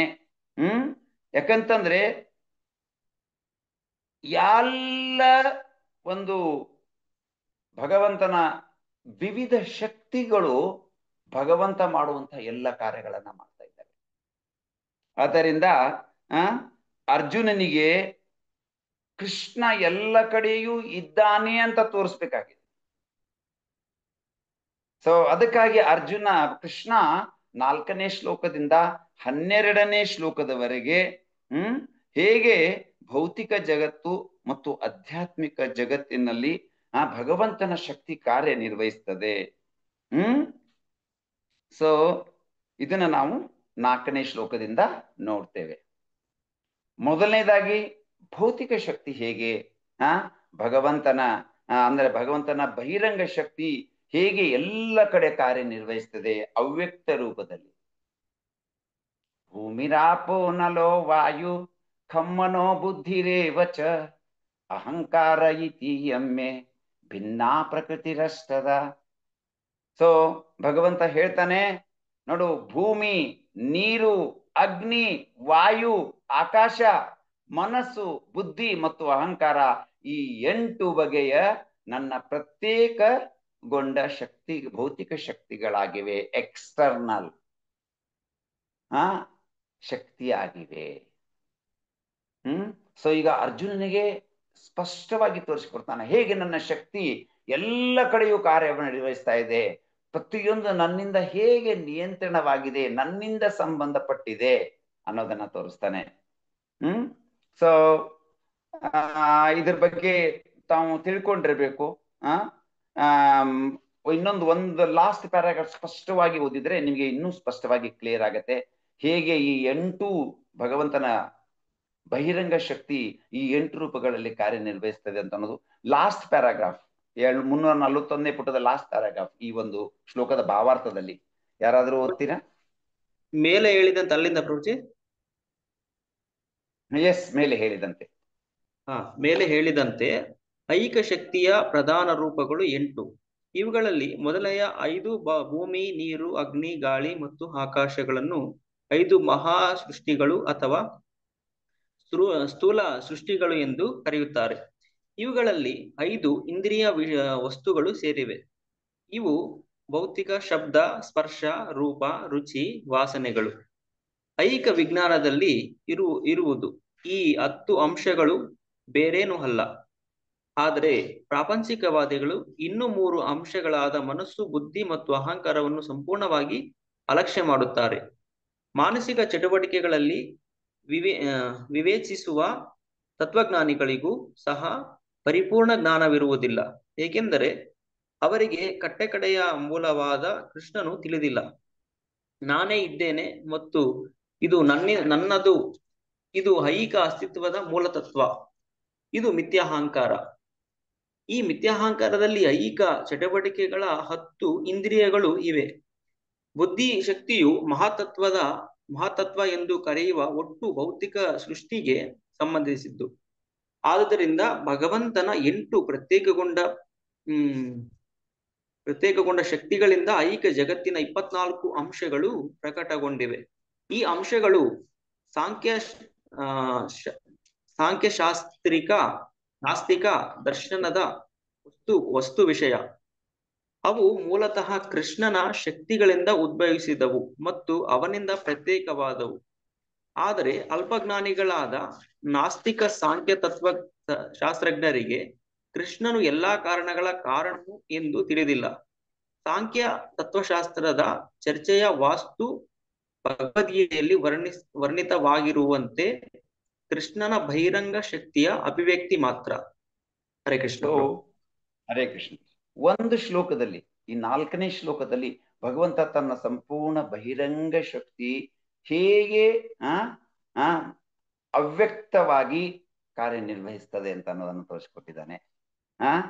ನೋಡ್ಬೋದು ಇಲ್ಲಿ ಭೂಮಿ, ರಾಪೋ, ನಲೋ, ವಾಯು, ಖಮ್ಮನೋ, ಈ ಪಂಚಭೂತಗಳು ಮತ್ತು ವಿಷಯ ವಸ್ತುಗಳು, ಜ್ಞಾನೇಂದ್ರಿಯಗಳು ಮತ್ತು ಕರ್ಮೇಂದ್ರಿಯಗಳು, ನಿಮ್ಗೆ ಗೊತ್ತಿದೆ 24 ಅಂಶಗಳು ಹೇಗೆ ಕಾರ್ಯನಿರ್ವಹಿಸ್ತವೆ. ಸಾಮಾನ್ಯವಾಗಿ ಬೇರೆ ಹೊರಗಿನ ಜನರಿಗೆ ಈ ಬುದ್ಧಿ, ಮನಸ್ಸು ಮತ್ತು ಅಹಂಕಾರದ ಬಗ್ಗೆ ತಿಳುವಳಿಕೆ ಇರೋದಿಲ್ಲ. ಆದರೆ ಯಾರು ಭಗವಂತನನ್ನ ಸರ್ವ ಕಾರಣಗಳ ಕಾರಣ ಅಂತ ತಿಳ್ಕೊಳ್ಳೋದಕ್ಕೆ ಪ್ರಯತ್ನ ಮಾಡ್ತಾನೆ, ಅವನಿಗೆ ಈ 3 ವಿಷಯಗಳು ಮನಸ್ಸು, ಬುದ್ಧಿ ಮತ್ತು ಅಹಂಕಾರ ತಿಳಿದುಕೊಳ್ಳೋದು ಅವಶ್ಯಕತೆ ಇದೆ. ಇಲ್ಲದಿದ್ರೆ ಅವನಿಗೆ ಸಂಪೂರ್ಣ ಭಗವಂತನನ್ನು ತಿಳಿದುಕೊಳ್ಳೋದಕ್ಕಾಗೋದಿಲ್ಲ. ಭಗವಂತನ ಬಹಿರಂಗ ಶಕ್ತಿ ನಾನು ಮತ್ತು ನನ್ನದು ಅನ್ನುವ ಅಹಂಕಾರದ ಒಂದು ಮಿಥ್ಯಾ ಅಹಂಕಾರದ ಮೂಲಕ ಕಾರ್ಯನಿರ್ವಹಿಸ್ತದೆ. ಆದ್ದರಿಂದ ಹೊರಗಿನ ಅತ್ಯಂತ ಉನ್ನತ ಮಟ್ಟದ ತತ್ವಶಾಸ್ತ್ರಜ್ಞರು ಕೂಡ ಇವುಗಳನ್ನ ಅರಿಯದೆ ಹೋಗ್ತಾರೆ. ಸೊ 5ನೇ ಶ್ಲೋಕದಲ್ಲಿ ಭಗವಂತನ ಆಧ್ಯಾತ್ಮಿಕ ಶಕ್ತಿಯ ಬಗ್ಗೆ ಹೇಳ್ತಾನೆ. ಅಪರೇಯಮಿತಸ್ತ್ವನ್ಯಾಂ ಪ್ರಕೃತಿಂ ವಿದ್ಧಿ ಮೇ ಪರಾಂ ಜೀವಭೂತಾಂ ಮಹಾಬಾಹೋ ಯಯೇದಂ ಧಾರ್ಯತೆ ಜಗತ್. ಸೊ ಯಾರು ಓದ್ತೀರಾ ಈ ಅನುವಾದ? ಹರೇ ಕೃಷ್ಣ. 5ನೇ ಶ್ಲೋಕದಲ್ಲಿ ಓದಿ ಮತ್ತೆ. ಮಹಾಬಾಹುವಾದ ಅರ್ಜುನನೇ, ಇವಲ್ಲದೆ ನನ್ನ ಇನ್ನೂ ಶ್ರೇಷ್ಠವಾದ ಮತ್ತೊಂದು ಶಕ್ತಿ ಇದೆ. ಅದು ಈ ಭೌತಿಕ ಮತ್ತು ಕೆಳಮಟ್ಟದ ಪ್ರಕೃತಿಯ ಸಂಪನ್ಮೂಲಗಳನ್ನು ಬಳಸಿಕೊಳ್ಳುತ್ತಿರುವ ಜೀವಿಗಳಿಂದ ಆದದ್ದು. ಹರೇ ಕೃಷ್ಣ. ಯಸ್. ಸೊ ಒಂದು ಭಗವಂತನ ಬಹಿರಂಗ ಶಕ್ತಿ ಈ ಭೌತಿಕ ಜಗತ್ತು, ಜಡ ಜಗತ್ತನ್ನೆಲ್ಲ ವ್ಯಾಪಿಸಿದೆ. ಎರಡನೇದು ಭಗವಂತನ ಆಧ್ಯಾತ್ಮಿಕ ಶಕ್ತಿ, ಅದರಲ್ಲಿ ಜೀವಿಗಳು ಕೂಡ ಇದ್ದಾರೆ. ಸೊ ಮಹಾಭಾವುವಾದ ಅರ್ಜುನನೇ, ಇವಲ್ಲದೆ ನನ್ನ ಇನ್ನೂ ಶ್ರೇಷ್ಠವಾದ ಮತ್ತೊಂದು ಶಕ್ತಿ ಇದೆ. ಅದು ಈ ಭೌತಿಕ ಮತ್ತು ಕೆಳಮಟ್ಟದ ಪ್ರಕೃತಿಯ ಸಂಪನ್ಮೂಲಗಳನ್ನು ಬಳಸಿಕೊಳ್ಳುತ್ತಿರುವ ಜೀವಿಗಳಿಂದ ಆಗಿದ್ದು. ಇಂಪಾರ್ಟೆಂಟ್ ಏನೋ, ಈ ಕೆಳಮಟ್ಟದ ಶಕ್ತಿಗಳನ್ನ ಬಳಸಿಕೊಳ್ಳುವಂತಹ ಜೀವಿಗಳಿಂದ ಆದದ್ದು. So lording over the material nature. ಕೆಳಮಟ್ಟದ ಪ್ರಕೃತಿಯ ಸಂಪನ್ಮೂಲಗಳನ್ನ ಉಪಯೋಗಿಸಿಕೊಳ್ತಾ ಇದ್ದಾರೆ ಯಾರು? ಜೀವಿಗಳು. ಅಂದ್ರೆ ಜೀವಿಗಳ ಸಲುವಾಗಿ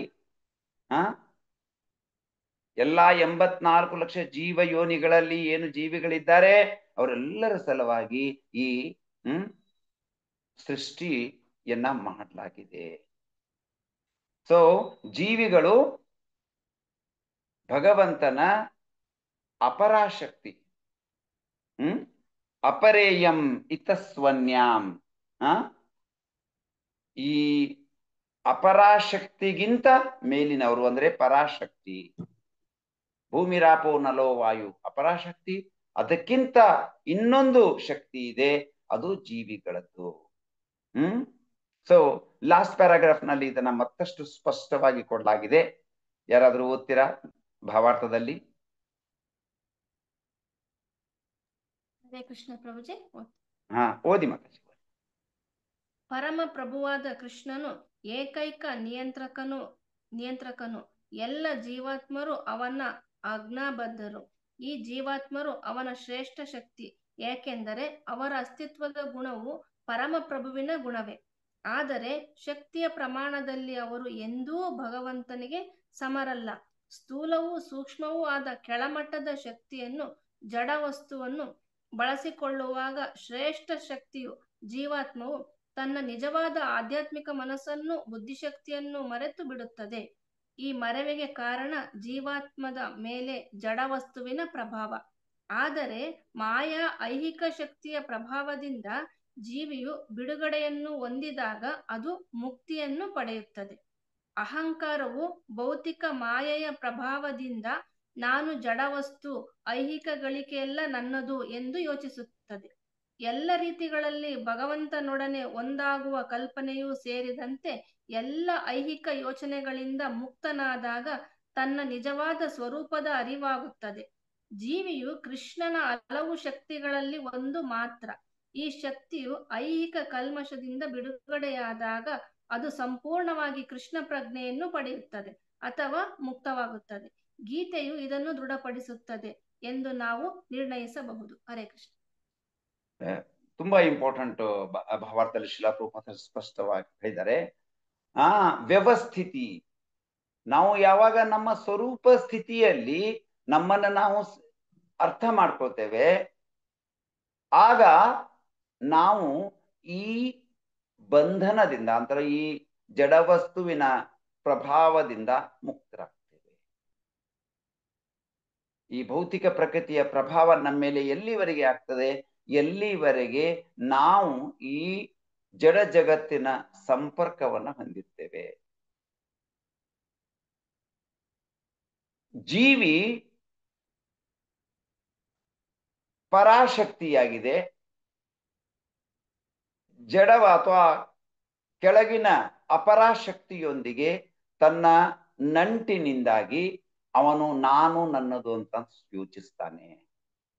ಯಾವಾಗ ಅವನಿಗೆ ಆತ್ಮ ಸಾಕ್ಷಾತ್ಕಾರವಾಗ್ತದೆ, ನನಗೂ ಈ ಒಂದು ಜಡ ಜಗತ್ತಿಗೂ ಯಾವುದೂ ಸಂಬಂಧವಿಲ್ಲ ಅಂತ ಅವನು ಸಾಕ್ಷಾತ್ಕಾರ ಮಾಡ್ಕೊಳ್ತಾನೆ, ಅದು ಅವನ ಮುಕ್ತ ಸ್ಥಿತಿ ಆಗ್ತದೆ.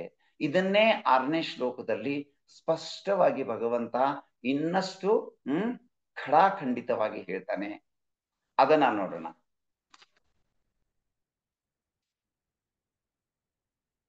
ಏತದ್ಯೋನೀನಿ ಭೂತಾನಿ ಸರ್ವಾಣೀತ್ಯುಪಧಾರಯ ಅಹಂ ಕೃಷ್ಣಸ್ಯ ಜಗತ ಪ್ರಭವ ಪ್ರಲಯಸ್ತತ.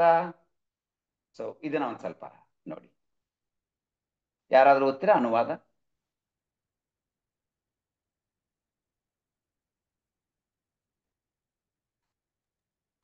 ಎಸ್ ಹರೇ ಕೃಷ್ಣ. ನರಸಿಂಹ ಓದಿ.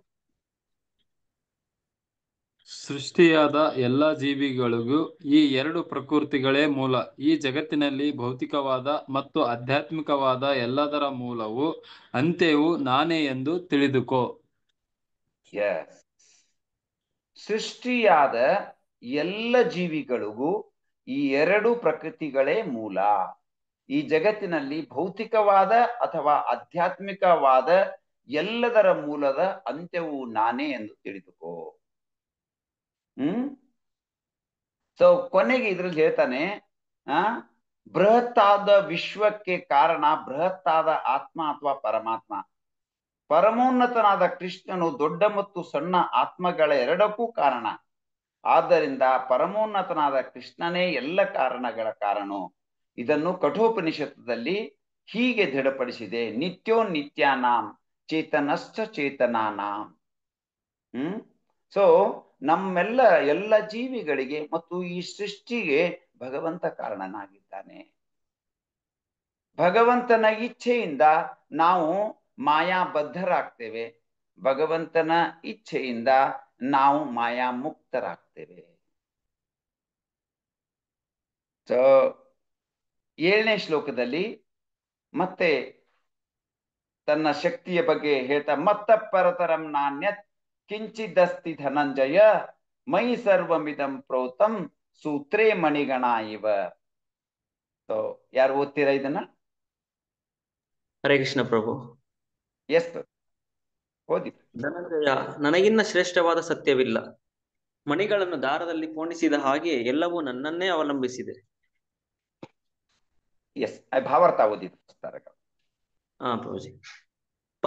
ಪರಸ್ಪರ ಸತ್ಯವು ಸಾಕಾರ ರೂಪವೇ ಅಥವಾ ನಿರಾಕಾರ ರೂಪವೇ ಎನ್ನುವ ವಿಷಯದಲ್ಲಿ ಸಾಮಾನ್ಯ ವಿವಾದವಿದೆ. ಭಗವದ್ಗೀತೆಯ ಮಟ್ಟಿಗೆ ಪರಸ್ಪರ ಸತ್ಯವು ದೇವೋತ್ತಮ ಪರಮಪುರುಷನಾದ ಶ್ರೀಕೃಷ್ಣನು. ಈ ಅಂಶವನ್ನು ಅವನು ಹೆಜ್ಜೆ ಹೆಜ್ಜೆಗೂ ದೃಢಪಡಿಸಿದೆ. ಅದರಲ್ಲಿಯೂ ಈ ಶ್ಲೋಕದಲ್ಲಿ ಪರಸ್ಪರ ಸತ್ಯವು ಒಬ್ಬ ವ್ಯಕ್ತಿ ಎನ್ನುವುದು ಒತ್ತಿ ಹೇಳಿದೆ. ದೇವೋತ್ತಮ ಪರಮಪುರುಷನೇ ಪರಸ್ಪರ ಸತ್ಯ ಎಂದೇ ಬ್ರಹ್ಮ ಸಂಹಿತೆಯು ಸಾರಿದೆ. ಈಶ್ವರ ಪರಮಃ ಕೃಷ್ಣ ಸಚ್ಚಿದಾನಂದ ವಿಗ್ರಹ ಎಂದರೆ ಪರಸ್ಪರ ಸತ್ಯನಾದ ದೇವೋತ್ತಮ ಪರಮಪುರುಷನು ಶ್ರೀಕೃಷ್ಣ. ಅವನೇ ಆದಿಪುರುಷ, ಅವನೇ ಎಲ್ಲಾ ಆನಂದದ ಭಂಡಾರವಾದ ಗೋವಿಂದ ಮತ್ತು ಪೂರ್ಣ ಜ್ಞಾನಾನಂದ ನಿತ್ಯ ಸ್ವರೂಪ. ಪರಮ ಪುರುಷನೇ ಪರಸ್ಪರ ಸತ್ಯವು ಎಲ್ಲಾ ಕಾರಣಗಳ ಕಾರಣನು ಎನ್ನುವ ವಿಷಯದಲ್ಲಿ ಈ ಅಧಿಕೃತರು ಸಂಶಯಕ್ಕೆ ಎಡೆಯನ್ನೇ ಕೊಡುವುದಿಲ್ಲ. ಆದರೆ ನಿರಾಕಾರವಾದಿಗಳು ಶ್ವೇತಾಶ್ವತರ ಉಪನಿಷತ್ತಿನಲ್ಲಿ 3.10 ಹೇಳಿರುವ ವೇದದ ಪಾಠದ ಆಧಾರದ ಮೇಲೆ ಹೀಗೆ ವಾದಿಸುತ್ತಾರೆ. ತಥೋ ಯತ್ ಉತ್ತರತರಂ ತದ್ ಅರೂಪಂ ಅನಾಮಂ ಯ ಏತದ್ ವಿದುರ್ ಅಮೃತಾಸ್ ತೇ ಭವಂತಿ ಅತತರೆ ದುಃಖಂ ಏವಂ ಯಾಂತಿ. ಐಹಿಕ ಜಗತ್ತಿನಲ್ಲಿ ವಿಶ್ವದಲ್ಲಿರುವ ಆದಿಜೀವಿಯಾದ ಬ್ರಹ್ಮನನ್ನು ದೇವತೆಗಳು, ಮನುಷ್ಯರು ಮತ್ತು ಕೆಳವರ್ಗದ ಪ್ರಾಣಿಗಳಲ್ಲಿ ಅತಿ ಶ್ರೇಷ್ಠ ಎಂದು ಕರೆಯುತ್ತಾರೆ. ಆದರೆ ಬ್ರಹ್ಮನ ಆಚೆ ದಿವ್ಯನಿದ್ದಾನೆ. ಅವನಿಗೆ ಭೌತಿಕ ರೂಪವಿಲ್ಲ. ಅವನು ಎಲ್ಲಾ ಐಹಿಕ ಕಲ್ಮಶದ ಅಂಟಿನಿಂದ ಮುಕ್ತನು. ಯಾರು ಅವನನ್ನು ಅರಿಯುತ್ತಾರೋ ಅವರು ಅಲೌಕಿಕರಾಗುತ್ತಾರೆ. ಆದರೆ ಅವನನ್ನು ಅರಿಯದವರು ಈ ಐಹಿಕ ಜಗತ್ತಿನ ಕ್ಲೇಶಗಳಲ್ಲಿ ಅನುಭವಿಸುತ್ತಾರೆ. ಸೊ ಇಲ್ಲಿ ನಾವು ನೋಡ್ಬೋದು. Thank you very much. So ಭಗವಂತ ಶ್ಲೋಕದಲ್ಲಿ ಸ್ಪಷ್ಟವಾಗಿ ಹೇಳಿದ್ದಾನೆ, ಏನು ಅಂತಂದ್ರೆ, ನನ್ನ ಈ ಎರಡೂ ಶಕ್ತಿಗಳು, ಬಹಿರಂಗ ಶಕ್ತಿ ಮತ್ತು ತಟಸ್ಥ ಶಕ್ತಿಯಾದ ಜೀವಿಗಳಿಗೆ ನಾನೇ ಮೂಲನು. ಸೊ ಆದ್ದರಿಂದ ಎಲ್ಲ ಆನಂದದ ಭಂಡಾರವಾದ ಗೋವಿಂದ ಮತ್ತು ಪೂರ್ಣ ಜ್ಞಾನಾನಂದದ ನಿತ್ಯ ಸ್ವರೂಪ ಪರಮ ಪುರುಷನೇ. ಪರಾತ್ಪರ ಸತ್ಯವು ಎಲ್ಲ ಕಾರಣಗಳ ಕಾರಣ ಎನ್ನುವ ವಿಷಯದಲ್ಲಿ ಆಚಾರ್ಯರು ಸಂಶಯಕ್ಕೆ ಎಡೆ ಮಾಡಿಕೊಡೋದಿಲ್ಲ. ಆದರೆ ಅಲ್ಪ ತಿಳುವಳಿಕೆಯ ಕಾರಣ ಅಥವಾ ಇನ್ನು ಭಾಗಶಃ ಸಾಕ್ಷಾತ್ಕಾರದ ಕಾರಣ ಕೆಲವರು ಬ್ರಹ್ಮ ಸಮಿತಿಯ ಒಂದು ಸ್ಪಷ್ಟ ಹೇಳಿಕೆಯನ್ನ ಅಥವಾ ಬೇರೆ ಇತರ ಶಾಸ್ತ್ರಗಳಲ್ಲಿ ನಿರೂಪಿಸಲಾದ ತಥ್ಯವನ್ನ ಸ್ವೀಕರಿಸದೆ ಅದನ್ನ ಮಾನಸಿಕ ಊಹಾಪೋಹೆಯೊಂದಿಗೆ ತಮ್ಮ ನಿರ್ಧಾರವನ್ನ ತೆಗೆದುಕೊಳ್ತಾರೆ. ಆದ್ದರಿಂದ ಭಗವದ್ಗೀತೆ ಈ ಒಂದು 7ನೇ ಶ್ಲೋಕದಲ್ಲಿ ಸ್ಪಷ್ಟವಾಗಿ ಹೇಳ್ತಾರೆ, ಮತ್ತ ಪರತರಂ ನಾಣ್ಯತ್ ಕಿಂಚಿತ್ ಅಸ್ತಿ ಧನಂಜಯ ಮೈ ಸರ್ವಮಿದಂ ಪ್ರೋತಂ ಸೂತ್ರೇ ಮಣಿಗಣ ಇವ. ಅಂದ್ರೆ ಹೇಗೆ ಒಂದು ದಾರದಲ್ಲಿ ಮುತ್ತನ್ನ ಪೋಣಿಸಿದಾಗ ಆ ಎಲ್ಲಾ ಮುತ್ತುಗಳಿಗೆ ಆಧಾರ ಏನಿರ್ತದೆ ಆ ದಾರನು, ಅದೇ ರೀತಿ ಈ ಪ್ರತಿಯೊಂದು ಭಗವಂತನ ಜಡ ಜಗತ್ತು ಮತ್ತು ಆಧ್ಯಾತ್ಮಿಕ ಜಗತ್ತಿಗೆ ಭಗವಂತ ದಾರದಂತೆ ಇದ್ದಾನೆ, ಮೂಲ ಕಾರಣನಾಗಿದ್ದಾನೆ, ಆಧಾರವಾಗಿದ್ದಾನೆ ಅಂತ ಇಲ್ಲಿ ಹೇಳಲಾಗ್ತದೆ. ಸೊ ರಸೋಹಮಪ್ಸು ಕೌಂತೆಯ ಪ್ರಭಾಸ್ಮಿ ಶಶಿ ಸೂರ್ಯಯೋ ಪ್ರಣವ ಸರ್ವ ವೇದೇಶು ಶಬ್ದಕ್ಕೆ ಪೌರುಷಂ ಋಷು. 8ನೇದು ಯಾರು ಓದ್ತೀರಾ ಅನುವಾದ?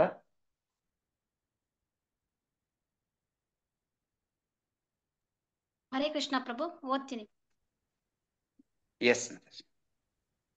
ಹೇ ಅರ್ಜುನ, ನಾನು ನೀರಿನಲ್ಲಿ ರುಚಿಯು, ಸೂರ್ಯಚಂದ್ರರಲ್ಲಿ ಬೆಳಕು, ವೇದದ ಮಂತ್ರಗಳಲ್ಲಿ ಓಂಕಾರವೂ ಆಗಿದ್ದೇನೆ. ನಾನು ಆಕಾಶದಲ್ಲಿ ಶಬ್ದವು, ಪುರುಷರಲ್ಲಿ ಪೌರುಷವೂ ಆಗಿದ್ದೇನೆ. ಹರೇ ಕೃಷ್ಣ. ಹರೇ ಕೃಷ್ಣ. ಸೊ ನಾವಿಲ್ಲಿ ತಿಳ್ಕೊಳ್ಬಹುದು, ಕೃಷ್ಣ ಬರೀ ಎಲ್ಲದರ ಮೂಲ ಅಷ್ಟೇನಾ? ಹಿಂದಿನ 2 ಶ್ಲೋಕದಲ್ಲಿ ಭಗವಂತ ಹೇಳ್ದ ಭೂಮಿ ರಾಪು ನಲೋ ವಾಯು ಕಮ್ಮ 4 5 6 7. ಈಗ ಭಗವಂತ ಹೇಳ್ತದಾನೆ ಇಲ್ಲ ಇಲ್ಲ, ಅದರ ಸಾರನೂ ಕೂಡ ನಾನಾಗಿದ್ದೇನೆ. The essence is also me only. ಈ ಶ್ಲೋಕದಲ್ಲಿ ಹೇಳ್ತಾ ಇದ್ದಾನೆ, ಹೇ ಅರ್ಜುನ, ನಾನು ನೀರಿನಲ್ಲಿಯ ರುಚಿಯು, ಸೂರ್ಯಚಂದ್ರರಲ್ಲಿ ಬೆಳಕು, ವೇದ ಮಂತ್ರಗಳಲ್ಲಿ ಓಂಕಾರವೂ ಆಗಿದ್ದೇನೆ. ನಾನು ಆಕಾಶದಲ್ಲಿ ಶಬ್ದವು, ಪುರುಷರಲ್ಲಿ ಪೌರುಷವೂ ಆಗಿದ್ದೇನೆ. ಎವ್ರಿಥಿಂಗ್ ಏನು ಅದ್ಭುತವಾಗಿದೆಯೋ ಅರ್ಜುನ, ಅದೆಲ್ಲವೂ ನನ್ನಿಂದ ಬರ್ತಾ ಇದೆ. ಸೊ ಭಾವಾರ್ಥವನ್ನ ಯಾರಾದ್ರೂ ಓದ್ತೀರಾ? First paragraph.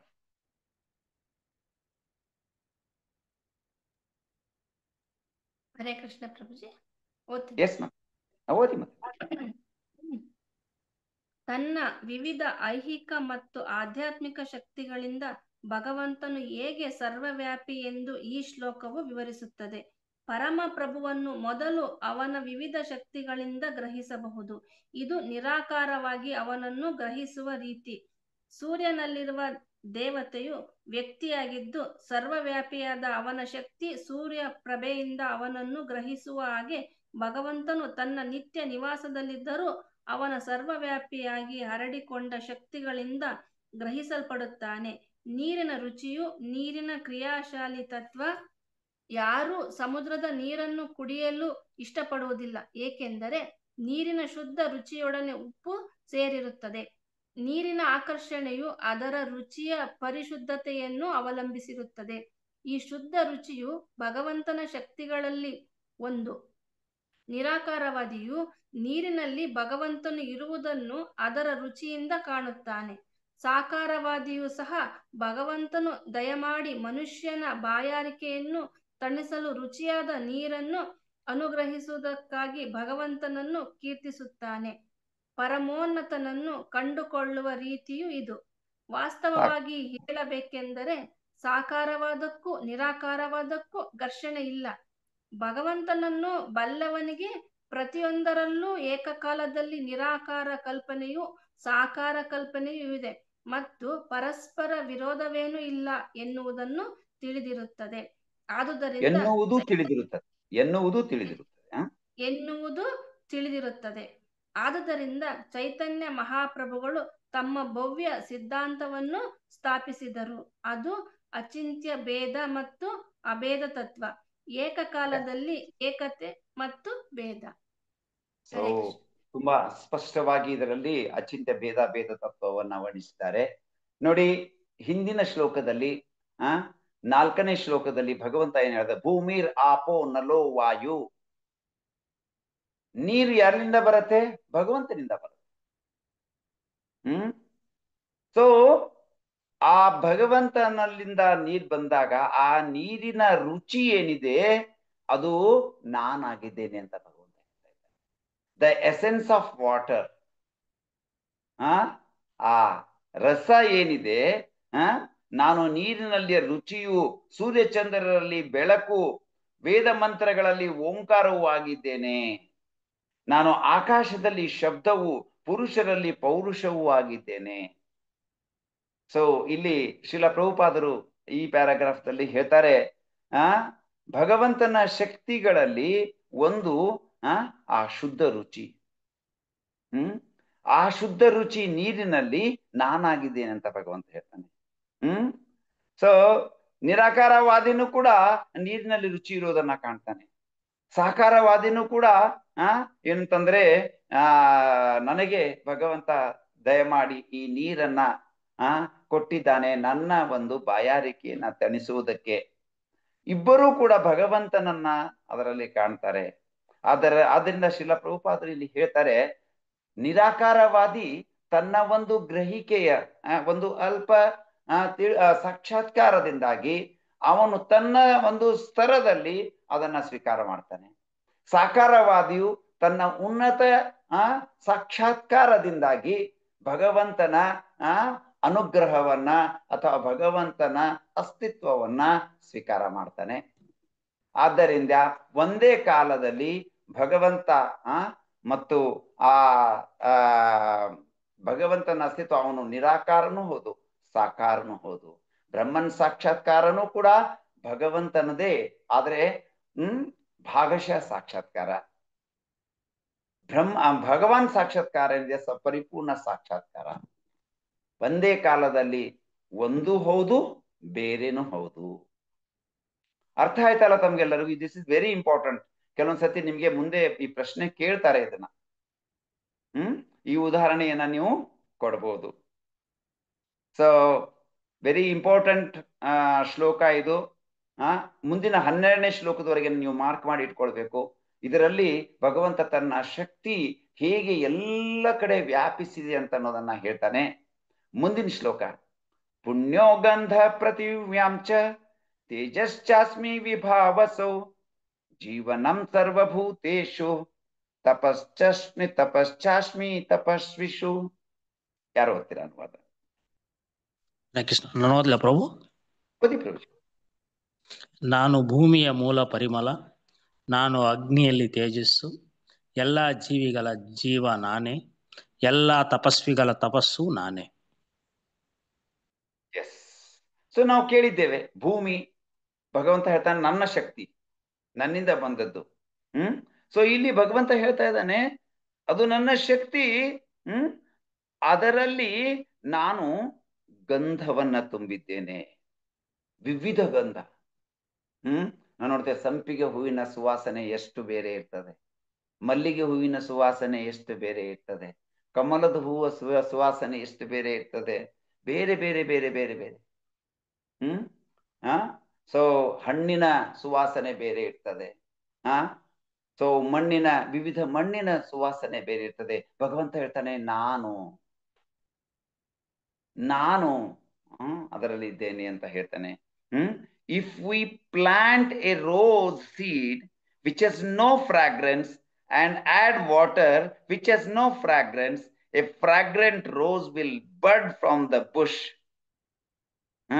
ಯಾಕಂತಂದ್ರೆ ನಾವು ನೀರನ್ನ ಹಾಕ್ತೇವೆ, ಅದರಲ್ಲಿ ಯಾವುದೇ ಒಂದು ಸುವಾಸನೆ ಇಲ್ಲ. ಆದ್ರೆ ಆ ಒಂದು ಹೂ ಬಂದಾಗ ಅದರಲ್ಲಿ ಸುವಾಸನೆ ಇರ್ತದೆ. ಹೇಗೆ? ಯಾಕಂತಂದ್ರೆ ಆ ಮಣ್ಣಿನಲ್ಲಿ ಭಗವಂತ ಆ ಗಂಧದ ರೂಪದಲ್ಲಿದ್ದಾನೆ. Similarly a jasmine seed or a gardenia bulb will each yield blooms with unique and wonderful fragrances which all are released from the earth. ಒಂದು ಮಲ್ಲಿಗೆ, ಒಂದು ಗಾರ್ಡೆನಿಯಾ ಫ್ಲವರ್, ಎಲ್ಲವೂ ಮಣ್ಣಿನಿಂದ ಬರ್ತವೆ. ನೆಲದಿಂದ ಬಂದಾಗ, ಹೊರಳಿದಾಗ ಅದರ ಒಂದು ಫ್ರಾಗ್ರೆನ್ಸ್ ಇದೆ. ಅದು ಎಲ್ಲಿಂದ ಬರ್ತದೆ? ಭೂಮಿಯಿಂದ ಬರ್ತದೆ. ಸೊ ಅದೇ ರೀತಿ ಎಲ್ಲವನ್ನ ಉದಾಹರಣೆ ಕೊಡ್ತಾ ಇದ್ದಾನೆ. ನೀವು ಸ್ಪಷ್ಟವಾಗಿ ಪ್ರತಿಯೊಂದನ್ನು ಇದು ಮಾಡಿದ್ರೆ ಸಮಯ ಹೆಚ್ಚಾಗ್ಬೋದು. ಶಾಖ, ಭಗವಂತ ಹೇಳ್ತಾನೆ ಅಗ್ನಿ ನನ್ನಿಂದ, ನನ್ನ ಶಕ್ತಿ ಅಗ್ನಿ. ಆ ಅಗ್ನಿಯಿಂದ ಏನು ಬರುತ್ತೆ? ಶಾಖ ಬರ್ತದೆ. ಆ heat is necessary to cook our food. It is not only the food, however, that is maintaining us. So ನಾವು ಅಡಿಗೆ ಮಾಡಬೇಕು ಅಂತಂದ್ರೆ ಅಗ್ನಿ ಬೇಕು. ಆ ಅಗ್ನಿ ಎಲ್ಲಿಂದ ಬರ್ತದೆ? ಭಗವಂತನಿಂದ ಬರ್ತದೆ. ಆ ಶಾಖ ಭಗವಂತನಿಂದ ಸಿಗ್ತದೆ. We must also be able to digest the food. ನಾವು ಅನ್ನವನ್ನ ಊಟ ಮಾಡ್ತೇವೆ, ಊಟ ಮಾಡಿದ್ಮೇಲೆ ಹೊಟ್ಟೆಯಲ್ಲಿ ಅಗ್ನಿ ಬೇಕು. ನಿಮ್ಗೆಲ್ಲ ಗೊತ್ತಿರ್ಬೇಕು, ನಾವು ಯಾವಾಗ ಊಟ ಮಾಡ್ತೇವೆ, ಊಟ ಮಾಡಿದಾಗ ಈ ಅನ್ನ, ಧಾನ್ಯ, ದವಸ ಇದೆಲ್ಲ ಏನು ಅಂತಂದ್ರೆ ಅಗ್ನಿಯನ್ನ ಕ್ರಿಯೇಟ್ ಮಾಡ್ತದೆ. ಶಾಖ, ಕ್ಯಾಲರಿ. ಆಕ್ಚುಲಿ ನಮ್ಮ ಪ್ರಾಣದಲ್ಲಿ ನಾವಿದ್ದೇವೆ. ಆಕ್ಚುಲಿ ಪ್ರಾಣ ಹೋಯ್ತು ಅಂತ ಹೇಳ್ತಾರೆ. ಪ್ರಾಣದಲ್ಲಿ ನಾವಿದ್ದೇವೆ. ಆ ಪ್ರಾಣವನ್ನ ಸರಿಯಾಗಿ ಈ ಮೇಲಿನ 2 ಪ್ರಾಣಗಳು, ತಳಗಿನ 2 ಪ್ರಾಣಗಳು ಇಡೋದಕ್ಕೆ ಈ ನಾವು ಏನ್ ಧಾನ್ಯ ಇದೆಲ್ಲ ತಿಂತೇವೆ, ಇದು ಸಪೋರ್ಟ್ ಆಗ್ತದೆ. ಆದರೆ ನಿಜವಾಗಿಯೂ ಏನು ಅಂತಂದ್ರೆ ಗಾಳಿ ಈ ಆತ್ಮವನ್ನ, ಅಂದ್ರೆ ನಮ್ಮ ಆಮ್ಲಜನ, ನಾವೇನು ಆಕ್ಸಿಜನ್ ತಗೊಳ್ತೇವೆ, ಈಗ ಬಹಳಷ್ಟು ಯೋಗಿಗಳು ನೋಡಿರ್ಬೇಕು, ಅವ್ರೇನು ಊಟನೇ ಮಾಡೋದಿಲ್ಲ, ಆದ್ರೂ ಕೂಡ ಪ್ರಾಣವನ್ನ ಹಿಡ್ಕೊಂಡಿರ್ತಾರೆ. ಯಾಕಂತಂದ್ರೆ ಅವ್ರು ತೆಗೆದುಕೊಳ್ಳುವ ಗಾಳಿಯಿಂದ ಪ್ರಾಣವನ್ನ ಹಿಡ್ಕೊಂಡ್ರೆ ಎಷ್ಟೋ ವರ್ಷಗಳವರೆಗೆ. ಸೊ ಆದ್ದರಿಂದ ಈ ಆಹಾರ ಏನಿದೆ ಅದು ನಮ್ಗೆ ಬೇಕು. ಅದನ್ನ ಡೈಜೆಸ್ಟ್ ಮಾಡೋದಕ್ಕೆ ಅಗ್ನಿ ಬೇಕು. ನಾವು ಸಸ್ಟೇನ್ ಆಗಿ ಉಳಿಯೋದಕ್ಕೆ ಅಗ್ನಿ ಅವಶ್ಯಕ. ಆ ಅಗ್ನಿಯಲ್ಲಿರುವ ಶಾಖ ಏನಿದ್ದಾನೆ ಭಗವಂತ ಹೇಳ್ತಾನೆ ನಾನು. ಈ ರೀತಿ ಬಹಳಷ್ಟು ಉದಾಹರಣೆ ಕೊಡ್ತಾನೆ. A soul which is the essence of life is an energy of Krishna. The essence of an ascetic life is penance and his ability to tolerate austerities. So ಇಲ್ಲಿ ಹೇಳಿದಾನೆ, ನಾನು ಅಗ್ನಿಯಲ್ಲಿ ತೇಜಸ್ಸು, ಎಲ್ಲ ಜೀವಿಗಳಲ್ಲಿ ನಾನೇ ಜೀವ. ನಾವು ಭಗವಂತನ ಶಕ್ತಿ ಆಗಿರೋದ್ರಿಂದ ನಮ್ಮ ಮೂಲ ಭಗವಂತ. ಎಲ್ಲ ತಪಸ್ವಿಗಳ ತಪಸ್ಸು ನಾನೇ. ಶ್ರೀಮದ್ ಭಾಗವತದಲ್ಲಿ ನೀವು 2ನೇ ಸ್ಕಂದ 9ನೇ ಅಧ್ಯಾಯದಲ್ಲಿ ನೋಡ್ಬಹುದು. ಭಗವಂತ ಹೇಳ್ತಾನೆ ಬ್ರಹ್ಮನಿಗೆ, ನೀನು ತಪಸ್ಸನ್ನು ಮಾಡು. ತಪಸ್ಸನ್ನು ಮಾಡೋದ್ರಿಂದ ನಿನ್ನನ್ನು ಅರಿತುಕೊಳ್ಳೋದಕ್ಕೆ ಸಾಧ್ಯ. ಪೆನನ್ಸ್. ಸೊ ನಾವು ಯಾವಾಗ ತಪಸ್ಸನ್ನ ಮಾಡ್ತೇವೆ ಅವಾಗ ಭಗವಂತನನ್ನ ಅರಿತುಕೊಳ್ಳೋದಕ್ಕೆ ಸಾಧ್ಯ. ಪೆನನ್ಸ್. ಸೊ ಇಲ್ಲಿ ಭಗವಂತ ಹೇಳ್ತಾರೆ, ನಾನು ಆ ತಪಸ್ಸು. ಯಾರ ಕುರಿತು ತಪಸ್ಸು ಮಾಡಬೇಕು? ಭಗವಂತನನ್ನ ಕುರಿತು. ಯಾನಾವಸ್ಥಿತ ತದ್ಗತೇನ ಮನಸ ಪಶ್ಚಂತಿ ಯಂ ಯೋಗಿನ. ಸೊ ಆದ್ದರಿಂದ ಎಲ್ಲದರ ಸಾರ ನಾನಾಗಿದ್ದೇನೆ. ಎಲ್ಲ ಶಕ್ತಿಗಳಲ್ಲಿ ನಾನು ಅವ್ಯಕ್ತವಾಗಿ ರೂಪಿತವಾಗಿದ್ದೇನೆ, ಇರ್ತೇನೆ ಅಂತ ಭಗವಂತ ಹೇಳ್ತಾ ಇದ್ದಾನೆ. ಇನ್ನು 3 ಶ್ಲೋಕಗಳಲ್ಲಿ ಅದೇ ಇದೆ. ಬೀಜಂ ಮಾಂ ಸರ್ವಭೂತಾನಾಂ ವಿದ್ಧಿ ಪಾರ್ಥ ಸನಾತನಂ ಬುದ್ಧಿರ್ಬುದ್ಧಿಮತಾಮಸ್ಮಿ ತೇಜಸ್ವಿನಾಮಹಂ. ಯಾರು ಓದ್ತೀರಾ?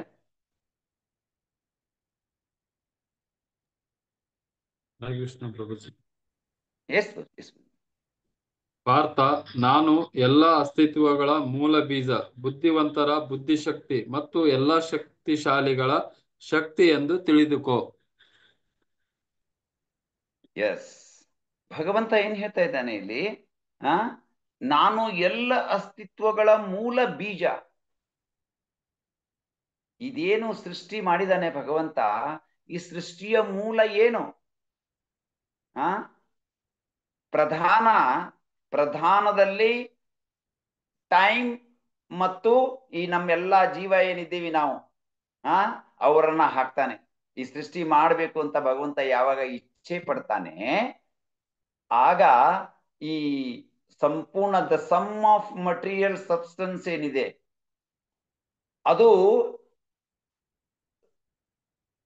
ಯಾವಾಗ ಚಲಿತವಾಗಬೇಕು, ಈ ಸೃಷ್ಟಿ ಆಗ್ಬೇಕು ಅಂತಂದಾಗ ಯಾವ್ಯಾವ ಜೀವಿಗಳು ತಮ್ಮ ಕರ್ಮ ಬಂಧನದಿಂದ ಈ ಭೌತಿಕ ಜಗತ್ತಿಗೆ ಬರಬೇಕು ಅವರೆಲ್ಲರನ್ನ ಹಾಕ್ತಾನೆ. ಆಮೇಲೆ ಅವಾಗಿನಿಂದ ಕಾಲ ಪ್ರಾರಂಭ ಆಗುತ್ತೆ, ಅವಾಗಿನಿಂದ ಪ್ರಧಾನ ಮಹತ್ತತ್ವ ಆಗ್ತದೆ, ಅಲ್ಲಿಂದ ಎಲ್ಲ ಸೃಷ್ಟಿ ಸ್ಟಾರ್ಟ್ ಆಗ್ತದೆ. ಭಾಗವತದಲ್ಲಿ ನಿಮಗೆ ಸೆಕೆಂಡ್ ಕ್ಯಾಂಟೋ ಥರ್ಡ್ ಕ್ಯಾಂಟೋದಲ್ಲಿ ಇದರ ಬಗ್ಗೆ ತಿಳಿತದೆ. ಸೊ ಮೂಲ ಭಗವಂತನಿಂದ ಈ ಪ್ರಧಾನ ಬಂದಿದೆ, ಭಗವಂತನಿಂದ ಎಲ್ಲ ಜೀವಿಗಳು ಬಂದಿವೆ, ಭಗವಂತನಿಂದ ಈ ಸೃಷ್ಟಿ ಕಾರ್ಯ ಆಗ್ತದೆ. ಸೊ ಭಗವಂತ ಇಚ್ಛೆ ಪಟ್ಟಲ್ಲಿ ಎಲ್ಲವೂ ಕೂಡ ಲಯವಾಗ್ತದೆ. ಸೊ 11ನೇ ಶ್ಲೋಕ, ಬಲಂ ಬಲವತಾಂ ಚಾಹಂ ಕಾಮರಾಗ ವಿವರ್ಜಿತಂ ಧರ್ಮ ವಿರುದ್ಧೋ ಭೂತೇಶು ಕಾಮೋಸ್ಮಿ ಭರತರ್ಷಭ. ಸೊ ಯಾರಾದ್ರೂ ಓದ್ತೀರಾ?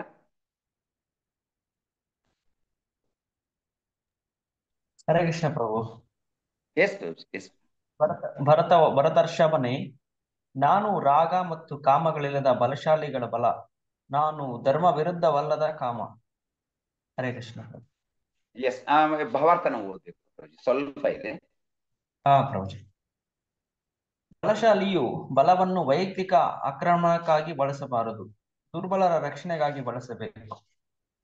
ಹೀಗೆಯೇ ಧರ್ಮಕ್ಕನುಗುಣವಾಗಿ ಕಾಮವು ಮಕ್ಕಳನ್ನು ಪಡೆಯುವುದಕ್ಕೆ ಮಾತ್ರ ಇರಬೇಕು, ಬೇರೆ ಕಾರಣಕ್ಕಾಗಿ ಅಲ್ಲ. ತಮ್ಮ ಮಕ್ಕಳಲ್ಲಿ ಕೃಷ್ಣ ಪ್ರಜ್ಞೆಯನ್ನು ಬೆಳೆಸುವುದು ತಂದೆ ತಾಯಿಯ ಹೊಣೆ. ಪ್ರಭುಜಿ ಹರೇ ಕೃಷ್ಣ. ತುಂಬಾ ಸ್ಪಷ್ಟವಾಗಿ 4ನೇ ಶ್ಲೋಕದಿಂದ ಪ್ರಾರಂಭವಾಯಿತು, 11ನೇ ಶ್ಲೋಕದವರೆಗೆ ಭಗವಂತ ಹೇಗೆ ಈ ಎಲ್ಲ ತನ್ನ ಪ್ರಕಟ ಶಕ್ತಿಗಳ ಸಾರ ತಾನೇ. ಸೊ ಅಂದ್ರೆ ನೀರಿನಲ್ಲಿರುವ ರಸ ನಾನು, ಭೂಮಿಯಲ್ಲಿರುವ ಗಂಧ ನಾನು. ಸೊ ಹೀಗೆ ಪ್ರತಿಯೊಂದನ್ನ ಹೇಳ್ತಾ ಇರ್ಬೋದು. ಶಾಖದಲ್ಲಿ, ಇದು ಅಗ್ನಿಯಲ್ಲಿರುವ ಶಾಖ ನಾನು. ಈ ಎಲ್ಲವನ್ನ ಹೇಳ್ತಾ ಈ ಎಲ್ಲ ನನ್ನ ಬಹಿರಂಗ ಶಕ್ತಿ ಏನಿದೆ ಅದು ನನ್ನಿಂದ ಉದ್ಭೂತಿಯಾಗಿದೆ ಮತ್ತು ನಾನು ಇವೆಲ್ಲವುಗಳ ಪಾಲನಕರ್ತ, ಭರ್ತ, ಅಂಡ್ ರಕ್ಷಾ ಪಾತ್ರ, ಭರ್ತಾ ಪಾತ್ರ ನಾನಿದ್ದೇನೆ. ಸೊ ಇದನ್ನ ಬೇರೆ ಯಾರು ಕೂಡ ತಮ್ಮ ನಿಯಂತ್ರಣಕ್ಕೆ ತೆಗೆದುಕೊಳ್ಳೋದಕ್ಕೆ ಸಾಧ್ಯ ಇಲ್ಲ. ನನ್ನಿಂದ ಇವೆಲ್ಲವೂ ನಿರ್ದೇಶಿತವಾಗಿವೆ. ನೆಕ್ಸ್ಟ್ ಶ್ಲೋಕ ಸಮರಿ ಆಫ್ ಆಲ್ ಈಸ್, ಈ ಬಹಿರಂಗ ಶಕ್ತಿ ಮತ್ತು ಅಂತರಂಗ ಶಕ್ತಿ ಏನಿದೆ, ಆಧ್ಯಾತ್ಮಿಕ ಶಕ್ತಿಯ ಒಂದು ಸಮರಿಯನ್ನ ನೆಕ್ಸ್ಟ್ ಶ್ಲೋಕದಲ್ಲಿ ಭಗವಂತ ಕೊಡ್ತಾನೆ. ಸೊ ಒಂದ್ ಸ್ವಲ್ಪ ಈ ಭಾವಾರ್ಥವನ್ನ ಎಕ್ಸ್ಪ್ಲೇನ್ ಮಾಡೋಣ. ಬಲಶಾಲಿಯು ಬಲವನ್ನು ವೈಯಕ್ತಿಕ ಆಕ್ರಮಣಕ್ಕಾಗಿ ಬಳಸಬಾರದು. ನೋಡಿ, ಭಗವಂತ ಇದ್ದಾನೆ ಪಾಲನಕರ್ತ, ಭಗವಂತನೇ ಇದ್ದಾನೆ ರಕ್ಷಾಪಾತ್ರ. ಹಾಗಿರುವಾಗ ಯಾರು ಇದನ್ನ ತಮ್ಮ ಬಲವನ್ನ ಬೇರೆಯವರ ಮೇಲೆ ಆಕ್ರಮಣ ಮಾಡೋದಕ್ಕೆ ಉಪಯೋಗಿಸೋ ಹಾಗಿಲ್ಲ. ಯಾರು ನೋಡ್ತಾ ಇದ್ದಾರೆ? ಭಗವಂತ ನೋಡ್ತಾ ಇದ್ದಾನೆ. ಆದ್ದರಿಂದ ನಾವು ಯಾರಿಗೆ ಇದರ ವಿಶ್ವಾಸ ಬಂದ್ಬಿಟ್ಟಿದೆ ಅವರು ನಿರ್ಭಯರಾಗ್ಬಿಡ್ತಾರೆ. ಭಗವಂತ ಪ್ರತಿಯೊಬ್ಬರನ್ನ ರಕ್ಷಣೆ ಮಾಡ್ತಾ ಇದ್ದಾನೆ. ಈಸ್ ಅ ಪಾಲನಕರ್ತ. ಪ್ರತಿಯೊಂದು ಶಕ್ತಿ ಅವನಿಂದ ನಿಯಂತ್ರಿತವಾಗಿದೆ. ಹೀಸ್ ರಕ್ಷಾ ಪಾತ್ರ. ಸೊ ಅದಕ್ಕಾಗಿ ಬಲಶಾಲಿಯು ಬಲವನ್ನು ವೈಯಕ್ತಿಕ ಆಕ್ರಮಣಕ್ಕಾಗಿ ಬಳಸಬಾರದು. ಸ್ವಲ್ಪ ಅನಿಸ್ಬಹುದು ನಮ್ಗೆ, ಏನ್ ಇವ್ರು ಹೀಗ್ ಮಾಡ್ತಾರೆ, ಹಾಗಂದು ಇದು ಮಾಡಬಹುದು, ನಮ್ಮ ಮೇಲೆ ಬಲ ಆಕ್ರಮಣ ಮಾಡಬಹುದು. ಆದ್ರೆ ಭಗವಂತ ಪ್ರತಿಯೊಂದನ್ನು ನೋಡ್ತಾ ಇದ್ದಾನೆ. ಅವರು ಬಹಳ ಬೇಗನೆ ಕರ್ಮ ಬಂಧನಕ್ಕೆ ಒಳಗಾಗಿ ತಕ್ಕ ಪರಿಣಾಮವನ್ನ ಎದುರಿಸಬೇಕಾಗ್ತದೆ. ದುರ್ಬಲರ ರಕ್ಷಣೆಗಾಗಿ ಬಳಸಬೇಕು. ಯಾತಕ್ಕೆ ಬಳಸಬೇಕು ಅದನ್ನ? ಹೆಣ್ಣು ಮಕ್ಕಳು, ಆಮೇಲೆ ವೃದ್ಧರು, ಇವರ ರಕ್ಷಣೆಗಾಗಿ ಬಲ, ಯಾರ ಹತ್ರ ಬಲ ಇದೆ ಅದನ್ನ ಉಪಯೋಗ ಮಾಡ್ತಾರೆ. ಹೀಗೆ ಧರ್ಮಕ್ಕನುಗುಣವಾಗಿ ಕಾಮವು ಮಕ್ಕಳನ್ನು ಪಡೆಯುವುದಕ್ಕೆ ಮಾತ್ರ ಇರಬೇಕು. ಇಲ್ಲ ಅಂತಂದ್ರೆ ಅದರ ಪರಿಣಾಮವನ್ನ ಎದುರಿಸಬೇಕಾಗ್ತದೆ. ಬಹಳಷ್ಟು ವರ್ಣಸಂಕರರು ವಿವಿಧ ರೀತಿಯಲ್ಲಿ ತೊಂದರೆಯನ್ನ ನೀಡ್ತಾರೆ. ಬಹಳಷ್ಟು ನಾವು ನೋಡ್ತೇವೆ ಇವಾಗ ಕುಟುಂಬ ಯೋಜನೆ, ಆ ಯೋಜನೆ, ಈ ಯೋಜನೆ, ಧರ್ಮಕ್ಕನುಗುಣವಾಗಿ ಮಕ್ಕಳನ್ನ ಪಡೆದಕ್ಕೆ ಈ ಸಂಸ್ಕಾರಗಳು ಎಲ್ಲ ಹೊರಟು ಹೋಗಿರೋದ್ರಿಂದ ಬಹಳಷ್ಟು ಜನರು ತಮ್ಮ ಇಂದ್ರಿಯ ತೃಪ್ತಿಗಾಗಿ ಮತ್ತು ಯಾವುದೇ ಜವಾಬ್ದಾರಿಯನ್ನ ತೆಗೆದುಕೊಳ್ಳದೆ ಮಕ್ಕಳನ್ನ ಪಡಿತಾರೆ. ಅವರನ್ನ ಬೆಳೆಸುವುದು ದೊಡ್ಡ ಹೊಣೆಗಾರಿಕೆಯಾಗ್ತದೆ. ಸೊ ಆದ್ದರಿಂದ ಇದನ್ನ ನಾವು ನಮ್ಮ ಅಂತಾರಾಷ್ಟ್ರೀಯ ಕೃಷ್ಣ ಪ್ರಜ್ಞಾ ಸಂಘದಲ್ಲೂ ಕೂಡ ಇದನ್ನ ಇಂಪ್ಲಿಮೆಂಟ್ ಮಾಡ್ತೇವೆ. ಶಿಲಾ ಪ್ರಭುಪಾದರು ಎಂದಿಗೂ ಕೂಡ ಈ 4 ನಿಯಮಗಳನ್ನ ಪಾಲಿಸುವುದರಲ್ಲಿ ಯಾವುದೇ ರೀತಿಯ ಒಂದು ನಿಷ್ಕಾಳಜಿಯನ್ನ ವಹಿಸಲಿಲ್ಲ. ಸ್ಟ್ರಿಕ್ಟ್ ಆಗಿ ಹೇಳಿದ್ರು, ಈ 4 ಪಾಲಿಸಲೇಬೇಕು. ಸೊ ತಮ್ಮ ಮಕ್ಕಳಲ್ಲಿ ಕೃಷ್ಣ ಪ್ರಜ್ಞೆಯನ್ನು ಬೆಳೆಸುವುದು ತಂದೆ ತಾಯಿಯರ ಹೊಣೆ. ಪೂರ್ಣ ನಾವು ನಮ್ಮ ಪ್ರಯತ್ನವನ್ನ ಮಾಡಬೇಕು ನಮ್ಮ ಮಕ್ಕಳನ್ನ ಕೃಷ್ಣ ಪ್ರಜ್ಞಾವಂತರಾಗುವುದಕ್ಕೆ. ಸೊ ನಾವು ಯಾವಾಗ ನಮ್ಮ ಪ್ರಯತ್ನವನ್ನ ಮಾಡ್ತೇವೆ, ಕೃಷ್ಣ ಅದಕ್ಕೆ ಸಹಾಯವನ್ನ ಮಾಡ್ತಾರೆ.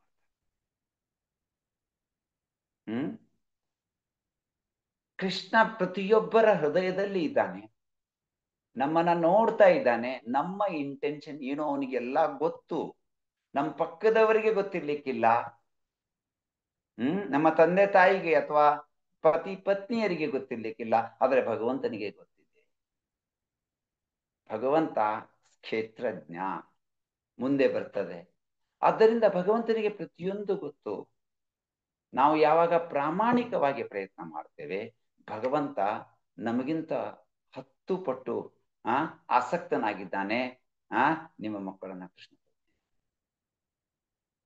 ಅದಕ್ಕೆ ನಮ್ಮ ಪ್ರಯತ್ನ ಇರಬೇಕು. ಭಗವಂತನಿಗೆ ಅದರ ಪರಿಣಾಮವನ್ನ ಅವನು ಮಾಡ್ತಾನೆ, ಡೆಫಿನೆಟ್ಲಿ ಮಾಡ್ತಾನೆ. ಸೊ ಕೊನೆ ಶ್ಲೋಕ ನಾವು ಇದನ್ನ ಈ ಒಂದು ಸೆಕ್ಷನ್ ನಲ್ಲಿ ನೋಡ್ತೇವೆ.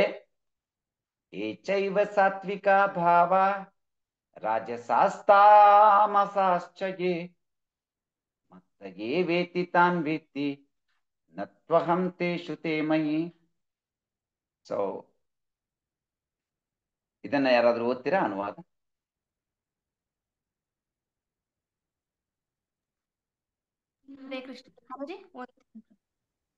ಓದಿ ಮತ್ತೆ. ಇದನ್ನು ತಿಳಿದುಕೋ, ಸಾತ್ವಿಕ, ರಾಜಸ, ತಾಮಸ ಸ್ಥಿತಿಗಳೆಲ್ಲ ನನ್ನ ಶಕ್ತಿಯಿಂದ ಪ್ರಕಟವಾದವು. ಒಂದು ಅರ್ಥದಲ್ಲಿ ಪ್ರತಿಯೊಂದು ವಸ್ತುವು ನಾನೇ, ಆದರೆ ನಾನು ಸ್ವತಂತ್ರನು. ನಾನು ಐಹಿಕ ಪ್ರಕೃತಿಯ ಗುಣಗಳಿಗೆ ಒಳಪಟ್ಟಿಲ್ಲ, ಬದಲಿಗೆ ಅವು ನನ್ನಲ್ಲಿರುವವು. ಈ ಜಗತ್ತಿನಲ್ಲಿ ಎಲ್ಲ ಐಹಿಕ ಚಟುವಟಿಕೆಗಳು ಐಹಿಕ ಪ್ರಕೃತಿಯ ತ್ರಿಗುಣಗಳಿಗೆ ಅನುಗುಣವಾಗಿ ನಡೆಯುತ್ತವೆ. ಈ ಪ್ರಕೃತಿಯ ಐಹಿಕ ಗುಣಗಳು ಪರಮ ಪ್ರಭು ಕೃಷ್ಣನಿಂದ ಹೊರಸೂಸಿದರೂ ಆತನು ಅದಕ್ಕೆ ಒಳಪಟ್ಟವನಲ್ಲ. ಉದಾಹರಣೆಗೆ, ರಾಜ್ಯದ ಕಾನೂನಿಗನುಗುಣವಾಗಿ ಒಬ್ಬ ಮನುಷ್ಯನನ್ನು ಶಿಕ್ಷಿಸಬಹುದು, ಆದರೆ ಕಾನೂನನ್ನು ಮಾಡುವ ರಾಜನು ಆ ಕಾನೂನಿಗೆ ಅಧೀನನಲ್ಲ. ಇದೇ ರೀತಿಯಲ್ಲಿ ಐಹಿಕ ನಿಸರ್ಗದ ಗುಣಗಳಾದ ಸತ್ವ, ರಜಸ್ಸು ಮತ್ತು ತಮಸ್ಸುಗಳು ಪರಮಪ್ರಭು ಕೃಷ್ಣನಿಂದ ಹೊರಸೂಸಿದವು, ಆದರೆ ಕೃಷ್ಣನು ಐಹಿಕ ಪ್ರಕೃತಿಗೆ ಅಧೀನನಲ್ಲ. ಆದ್ದರಿಂದ ಆತನು ನಿರ್ಗುಣನು, ಎಂದರೆ ಈ ಗುಣಗಳು ಅವನಿಂದಲೇ ಮೂಡಿ ಬಂದರೂ ಅವನನ್ನು ಬಾಧಿಸುವುದಿಲ್ಲ. ಇದು ಭಗವಂತನ ಅಥವಾ ದೇವೋತ್ತಮ ಪರಮ ಪುರುಷನ ವಿಶಿಷ್ಟ ಗುಣಗಳಲ್ಲಿ ಒಂದು. ಹರೇ ಕೃಷ್ಣ. ಸೊ ಭಗವಂತ ತನ್ನ ಪರಾಶಕ್ತಿ, ಅಪರಾಶಕ್ತಿ ಇದ್ರ ಬಗ್ಗೆ ವರ್ಣನೆಯನ್ನ ಕೊಟ್ಟು ಹೇಳ್ತಾನೆ, ಅರ್ಜುನ, ಸಾತ್ವಿಕ, ರಾಜಸ, ತಾಮಸ ಸ್ಥಿತಿಗಳೆಲ್ಲ ನನ್ನ ಶಕ್ತಿಯಿಂದ ಪ್ರಕಟವಾದವು. ಒಂದು ಅರ್ಥದಲ್ಲಿ ಪ್ರತಿಯೊಂದು ವಸ್ತುವು ನಾನೇ, ಆದರೆ ನಾನು ಸ್ವತಂತ್ರನು. ಭಗವಂತನಿಗೆ ಈ ರಾಜಸ ತಾಮಸ ಸಾತ್ವಿಕ ಗುಣಗಳು ಪ್ರಭಾವ ಬೀರೋದಿಲ್ಲ. ಹಾಗಾದ್ರೆ ಪ್ರಶ್ನೆ ಬರ್ತದೆ, ಹಾಗಾದ್ರೆ ಎಲ್ರು ಯಾಕೆ ಭಗವಂತನಿಗೆ ಶರಣಾಗತರಾಗೋದು? ಪ್ರತಿಯೊಂದು ಅವನೇ ಇರೋದ್ರಿಂದ ಯಾಕೆ ಎಲ್ರು ಭಗವಂತನಿಗೆ ಶರಣಾಗತರಾಗೋದಿಲ್ಲ? ನಾವು ವಿರಳ ಆತ್ಮ ಅಂತ ಹೇಳ್ತೇವೆ. ಮುಂದಿನ 2 ಶ್ಲೋಕದಲ್ಲಿ ಇದಕ್ಕೆ ಉತ್ತರವನ್ನ ಭಗವಂತ ಕೊಡ್ತಾನೆ. ಈ ಜಗತ್ತಿನ ಎಲ್ಲ ಐಹಿಕ ಚಟುವಟಿಕೆಗಳು ಐಹಿಕ ಪ್ರಕೃತಿಯ ತ್ರಿಗುಣಗಳಿಗೆ ಅನುಗುಣವಾಗಿ ನಡೆಯುತ್ತವೆ. ಈ ಪ್ರಕೃತಿಯ ಐಹಿಕ ಗುಣಗಳು ಪರಮ ಪ್ರಭು ಕೃಷ್ಣನಿಂದ ಹೊರಸೂಸಿದರೂ ಆತನು ಅದಕ್ಕೆ ಒಳಪಟ್ಟವನಲ್ಲ. ಉದಾಹರಣೆಗೆ, ರಾಜ್ಯದ ಕಾನೂನಿಗೆ ಅನುಗುಣವಾಗಿ ಒಬ್ಬ ಮನುಷ್ಯನನ್ನು ಶಿಕ್ಷಿಸಬಹುದು, ಆದರೆ ಕಾನೂನನ್ನು ಮಾಡುವ ರಾಜನು ಆ ಕಾನೂನಿಗೆ ಅಧೀನನಲ್ಲ. ಅಂತಂದ್ರೆ ಪ್ರತಿಯೊಂದು ಅವನ ನಿಯಂತ್ರಣದಲ್ಲಿದೆ. ಇದೇ ರೀತಿಯಲ್ಲಿ ಐಹಿಕ ನಿಸರ್ಗದ ಗುಣಗಳಾದ ಸತ್ವ, ರಜಸ್ಸು ಮತ್ತು ತಮಸ್ಸುಗಳು ಪರಮಪ್ರಭು ಕೃಷ್ಣನಿಂದ ಹೊರಸೂಸಿದವು, ಆದರೆ ಕೃಷ್ಣನು ಐಹಿಕ ಪ್ರಕೃತಿಗೆ ಅಧೀನನಲ್ಲ. ಆತನು ನಿರ್ಗುಣನು, ಎಂದರೆ ಈ ಗುಣಗಳು ಅವನಿಂದಲೇ ಮೂಡಿ ಬಂದರೂ ಅವನನ್ನು ಬಾಧಿಸುವುದಿಲ್ಲ. ಹಾಗಾದ್ರೆ ಯಾಕೆ ಮಾಡಿದ ಇದನ್ನ? ಇದು ಭಗವಂತನ ಅಥವಾ ದೇವೋತ್ತಮ ಪರಮ ಪುರುಷನ ವಿಶಿಷ್ಟ ಗುಣಗಳಲ್ಲಿ ಒಂದು. ಇನ್ನು 2 ಶ್ಲೋಕದಲ್ಲಿ ನಮಗೆ ಇದರ ಉತ್ತರ ಸಿಗ್ತದೆ. ಗುಣಮಯೈ ಭಾವೈ ಏಭಿ ಸರ್ವಮಿದಂ ಜಗತ್ ಮೋಹಿತಂ ನಾಭಿಜಾನಾತಿ ಮಾಮೇಭ್ಯ ಪರಮಂ ಮಮ ಪರಮವ್ಯಯಂ. ಸೊ ಇದನ್ನ ಓದ್ಬೇಕು ಅನ್ಸುತ್ತೆ. ಅನುವಾದ ಅಷ್ಟೇ ಓದಿ. ಹರೇ ಕೃಷ್ಣ ಪ್ರಭು. ಎಸ್. ಸಾತ್ವಿಕ, ರಾಜಸ ಮತ್ತು ತಾಮಸವೆನ್ನುವ 3 ಗುಣಗಳಿಂದ ಮೋಹಿತವಾಗಿ ಈ ಸಮಸ್ತ ಜಗತ್ತು ನನ್ನನ್ನು ಹಿಡಿಯದೇ ಇದೆ. ನಾನು ಈ ಗುಣಗಳನ್ನು ಮೀರಿದವನು ಮತ್ತು ಅವ್ಯಯನು. S. Hare Krishna. So ಭಾವಾರ್ಥದಲ್ಲಿ first ಮತ್ತು ಸೆಕೆಂಡ್ ಪ್ಯಾರಾಗ್ರಾಫ್. ಇಡೀ ಜಗತ್ತು ಐಹಿಕ ಪ್ರಕೃತಿಯ 3 ಗುಣಗಳಿಂದ ಮೋಹಗೊಂಡಿದೆ. ಈ 3 ಗುಣಗಳಿಂದ ಗೊಂದಲಕ್ಕೆ ಸಿಕ್ಕಿರುವವರು ಈ ಐಹಿಕ ಪ್ರಕೃತಿಯನ್ನು ಮೀರಿ ಪರಮಪ್ರಭು ಕೃಷ್ಣನಿದ್ದಾನೆ ಎಂದು ಅರ್ಥ ಮಾಡಿಕೊಳ್ಳಲಾರರು. ಐಹಿಕ ಪ್ರಕೃತಿಯ ಪ್ರಭಾವಕ್ಕೆ ಸಿಕ್ಕಿರುವ ಪ್ರತಿಯೊಂದು ಜೀವಿಯು ಒಂದು ವಿಶಿಷ್ಟ ದೇಹವು, ಅದಕ್ಕನುಗುಣವಾಗಿ ಒಂದು ವಿಶಿಷ್ಟ ರೀತಿಯ ಮಾನಸಿಕ ಮತ್ತು ದೈಹಿಕ ಚಟುವಟಿಕೆಗಳು ಇರುತ್ತವೆ. ಪ್ರಕೃತಿಯ ತ್ರಿಗುಣಗಳಲ್ಲಿ 4 ವರ್ಗಗಳ ಜನರು ಕಾರ್ಯಪ್ರವೃತ್ತರಾಗುತ್ತಾರೆ. ಸಂಪೂರ್ಣವಾಗಿ ಸಾತ್ವಿಕ ಗುಣದವರನ್ನು ಬ್ರಾಹ್ಮಣರು ಎಂದು ಕರೆಯುತ್ತಾರೆ. ಸಂಪೂರ್ಣವಾಗಿ ರಾಜಸ ಗುಣದವರನ್ನು ಕ್ಷತ್ರಿಯರು ಎಂದು ಕರೆಯುತ್ತಾರೆ. ರಾಜಸ ಮತ್ತು ತಾಮಸ 2 ಗುಣಗಳಿರುವವರನ್ನು ವೈಶ್ಯರು ಎಂದು ಕರೆಯುತ್ತಾರೆ. ಸಂಪೂರ್ಣವಾಗಿ ತಾಮಸದಲ್ಲಿರುವವರಿಗೆ ಶೂದ್ರರು ಎಂದು ಹೆಸರು. ಅದಕ್ಕೆ ಕೀಳಾಗಿರುವವರು ಪ್ರಾಣಿಗಳು. ಆದರೆ ಈ ಉಪಾಧಿಗಳು ಶಾಶ್ವತವಲ್ಲ. ನಾವು ಬ್ರಾಹ್ಮಣರು, ಕ್ಷತ್ರಿಯರು, ವೈಶ್ಯರು ಅಥವಾ ಏನಾದರೂ ಆಗಿರಬಹುದು. ಏನಿದ್ದರೂ ಈ ಜನ್ಮವು ತಾತ್ಕಾಲಿಕ. ಬದುಕು ತಾತ್ಕಾಲಿಕವಾದರೂ ಮತ್ತು ಮುಂದಿನ ಜನ್ಮದಲ್ಲಿ ಏನಾಗುತ್ತೇವೆ ಎಂದು ತಿಳಿಯದಿದ್ದರೂ ಮಾಯಾಶಕ್ತಿಯ ಸಮೂಹದಿಂದ ನಾವು ಬದುಕಿನ ದೈಹಿಕ ಪರಿಕಲ್ಪನೆಯಲ್ಲಿಯೇ ನಮ್ಮ ಜೀವನ ವಿಷಯವನ್ನು ಯೋಚನೆ ಮಾಡುತ್ತೇವೆ. ನಾವು ಅಮೆರಿಕನ್ನರು, ಭಾರತೀಯರು, ರಷ್ಯನ್ನರು ಅಥವಾ ಬ್ರಾಹ್ಮಣ, ಹಿಂದೂ, ಮುಸ್ಲಿಂ ಇತ್ಯಾದಿಯಾಗಿ ಯೋಚಿಸುತ್ತೇವೆ. ನಾವು ಐಹಿಕ ಪ್ರಕೃತಿಯ ಗುಣಗಳಲ್ಲಿ ಸಿಕ್ಕಿಬಿದ್ದರೆ ದೇವೋತ್ತಮ ಪರಮಪುರುಷನನ್ನು ಮರೆತು ಬಿಡುತ್ತೇವೆ. ಆತನು ಎಲ್ಲಾ ಗುಣಗಳ ಹಿಂದೆ ಇದ್ದಾನೆ. ಪ್ರಕೃತಿಯು ಈ 3 ಗುಣಗಳಿಂದ ಭ್ರಮೆಗೊಳಗಾದ ಜೀವಿಗಳು ಈ ಐಹಿಕ ಹಿನ್ನೆಲೆಯ ಹಿಂದೆ ದೇವೋತ್ತಮ ಪರಮಪುರುಷನು ಇದ್ದಾನೆ ಎಂದು ಅರ್ಥ ಮಾಡಿಕೊಳ್ಳುವುದಿಲ್ಲ ಎಂದು ಶ್ರೀಕೃಷ್ಣನು ಹೇಳುತ್ತಾನೆ. ಹರೇ ಕೃಷ್ಣ ಪ್ರಭುಜಿ. ಎಸ್. ಸೊ 3 ಗುಣಗಳ ಪ್ರಭಾವದಿಂದ ಜೀವಿ ಈ ಶರೀರವನ್ನ ತಾನು ಅಂತ ತಿಳ್ಕೊಂಡು ಅದರಲ್ಲಿ ಅದೇ ಯೋಚನೆಯಲ್ಲಿ ಮುಳುಗಿರ್ತಾನೆ. ಅವನಿಗೆ ಕೃಷ್ಣನನ್ನ ಸಾಕ್ಷಾತ್ಕಾರಗೊಳಿಸಿಕೊಳ್ಬೇಕು ಅನ್ನುವ ಒಂದು ಯೋಚನೆ ಬರೋದೇ ಇಲ್ಲ. Rather than thinking of Krishna as the source of everything, the deluded think, as I am subject to the modes of nature, so is Krishna. ಮುಂದಿನ ಒಂದು ಪ್ಯಾರಾಗ್ರಾಫ್ ಅಲ್ಲಿ ಏನ್ ಬರ್ತದೆ ಅಂತಂದ್ರೆ, ಹೇಗೆ ನಾನು 3 ಗುಣಗಳ ಪ್ರಭಾವದಿಂದ ಪ್ರಭಾವಿತನಾಗಿದ್ದೇನೋ ಹಾಗೆ ಕೃಷ್ಣನು ಒಬ್ಬ ಐತಿಹಾಸಿಕ ವ್ಯಕ್ತಿ. ಅವನು 3 ಗುಣಗಳಿಂದ ಪ್ರಭಾವಿತನಾಗಿದ್ದಾನೆ. ಅವನೇ ನನ್ನನ್ನ ಪಾರ್ ಮಾಡ್ತಾನೆ. ದೇವರ ಮೇಲೆ ಇದು ಪೂರ್ಣ ವಿಶ್ವಾಸವಿಲ್ಲದ ಜಗತ್ತು, ಯಾರು ಒಪ್ಕೊಳ್ಳೋದಿಲ್ಲ. ಸೊ ನೆಕ್ಸ್ಟ್ ಪ್ಯಾರಾಗ್ರಾಫ್ ಅನ್ನ ನೀವು ಓದಿ, ಇವಾಗ ನಿಮ್ಗೆ ಇನ್ನೂ ಸ್ಪಷ್ಟವಾಗಿ ಅರ್ಥ ಆಗ್ತದೆ. ಯಾರು ಓದ್ತೀರಾ? ಹರೇ ಕೃಷ್ಣ ಪ್ರಭುಜಿ. ಎಸ್ ಮನುಷ್ಯರು, ದೇವತೆಗಳು, ಪ್ರಾಣಿಗಳು ಇತ್ಯಾದಿ ಹಲವಾರು ಬೇರೆ ಬೇರೆ ವರ್ಗಗಳ ಜೀವಿಗಳಿದ್ದಾರೆ. ಪ್ರತಿಯೊಬ್ಬರು ಐಹಿಕ ಪ್ರಕೃತಿಯ ಪ್ರಭಾವಕ್ಕೆ ಒಳಗಾಗಿದ್ದಾರೆ. ಅವರೆಲ್ಲರೂ ದಿವ್ಯನಾದ ದೇವೋತ್ತಮ ಪರಮಪುರುಷನನ್ನು ಮರೆತಿದ್ದಾರೆ. ರಾಜಸ ಮತ್ತು ತಾಮಸ ಗುಣದವರು ಮತ್ತು ಸಾತ್ವಿಕ ಗುಣದವರು ಸಹ ಪರಸ್ಪರ ಸತ್ಯದ ನಿರಾಕಾರ ಬ್ರಹ್ಮನ್ ಪರಿಕಲ್ಪನೆಯಾಚೆ ಹೋಗಲಾರರು. ಪರಮಪ್ರಭುವಿನ ವೈಯಕ್ತಿಕ ಸ್ವರೂಪದಲ್ಲಿ ಎಲ್ಲಾ ಸೌಂದರ್ಯ, ಶ್ರೀಮಂತಿಕೆ, ಜ್ಞಾನ, ಶಕ್ತಿ, ಕೀರ್ತಿ ಮತ್ತು ತ್ಯಾಗಗಳು ಸೇರಿವೆ. ಜೀವಿಗಳು ಪರಮಪ್ರಭುವಿನ ಸನ್ನಿಧಿಯಲ್ಲಿ ಗೊಂದಲಕ್ಕೊಳಗಾಗುತ್ತಾರೆ. ಸಾತ್ವಿಕ ಗುಣದವರಿಗೆ ಸಹ ಅರ್ಥವಾಗದಿದ್ದರೆ ರಾಜಸ ಮತ್ತು ತಾಮಸ ಗುಣದವರ ಪಾಡೇನು? ಕೃಷ್ಣ ಪ್ರಜ್ಞೆಯು ಐಹಿಕ ಪ್ರಕೃತಿಯ ಈ ಮೂರು ಗುಣಗಳನ್ನು ಮೀರಿತ್ತು. ಕೃಷ್ಣ ಪ್ರಜ್ಞೆಯಲ್ಲಿ ನೆಲೆಸಿರುವವರು ವಾಸ್ತವವಾಗಿ ಮುಕ್ತಿಯನ್ನು ಪಡೆದಿರುತ್ತಾರೆ. ಹರೇ ಕೃಷ್ಣ ಪ್ರಭುಜಿ. ಮುಕ್ತಿಯನ್ನು ಪಡೆಯುತ್ತಾರೆ. ಸೊ ಯಾರು ಇದರಿಂದ ಹೊರಗಡೆ ಬಂದು ಕೃಷ್ಣನ ಮೇಲೆ ವಿಶ್ವಾಸವನ್ನ ಪಡೆಯೋದಕ್ಕೆ ಸಾಧ್ಯ? ತಾಮಸ ಗುಣದಲ್ಲಿದ್ದವರು, ರಾಜಸ ಗುಣದಲ್ಲಿದ್ದವರು, ತಾಮಸ ಗುಣದಲ್ಲಿದ್ದವರಿಗಂತೂ ಇದು ಬಿಯಾಂಡ್ ರೀಚ್. ರಾಜಸ ಗುಣದಲ್ಲಿದ್ದವರು ಕೆಲವೊಂದ್ಸತೆ ಮೇಲೆ ಕೆಳಗೆ, ಕೆಲವೊಂದ್ಸತಿ ಸತ್ವ ಗುಣದಲ್ಲಿ ಒಂದ್ ಸ್ವಲ್ಪ ಸ್ಪರ್ಶಕ್ಕೆ ಬರಬಹುದು. ಈವನ್ ರಾಜಸ ಗುಣದಲ್ಲಿದ್ದವರೇ ಬಂಧನದಲ್ಲಿರ್ತಾರೆ ಅಂತಂದಾಗ ಇನ್ನು ತಾಮಸ ಮತ್ತು ರಾಜಸ ಗುಣದವರ ಮಾತೇನು? ಆದ್ದರಿಂದ ದೇವರು ಪ್ರತಿಯೊಂದನ್ನ ನಿಯಂತ್ರಣ ಮಾಡ್ತಾನೆ, ಅವನಿಂದ ಪ್ರತಿಯೊಂದು ಬರ್ತದೆ ಅನ್ನುವ ತಿಳುವಳಿಕೆ ಬಹಳಷ್ಟು ಜನರಿಗೆ ಇಲ್ಲ. ಆದ್ದರಿಂದ ಭಗವಂತನನ್ನ ಅವರು ಒಪ್ಪುವುದಿಲ್ಲ. ಸೊ ಇಲ್ಲಿ as I am subject to the modes of nature, so is Krishna. How they can understand Krishna is described in the next test. ಮುಂದಿನ ಶ್ಲೋಕದಲ್ಲಿ ಹೇಗೆ ಒಬ್ಬನು ಕೃಷ್ಣನನ್ನ ಅರ್ಥ ಮಾಡ್ಕೊಳ್ಳೋದು ಸಾಧ್ಯ?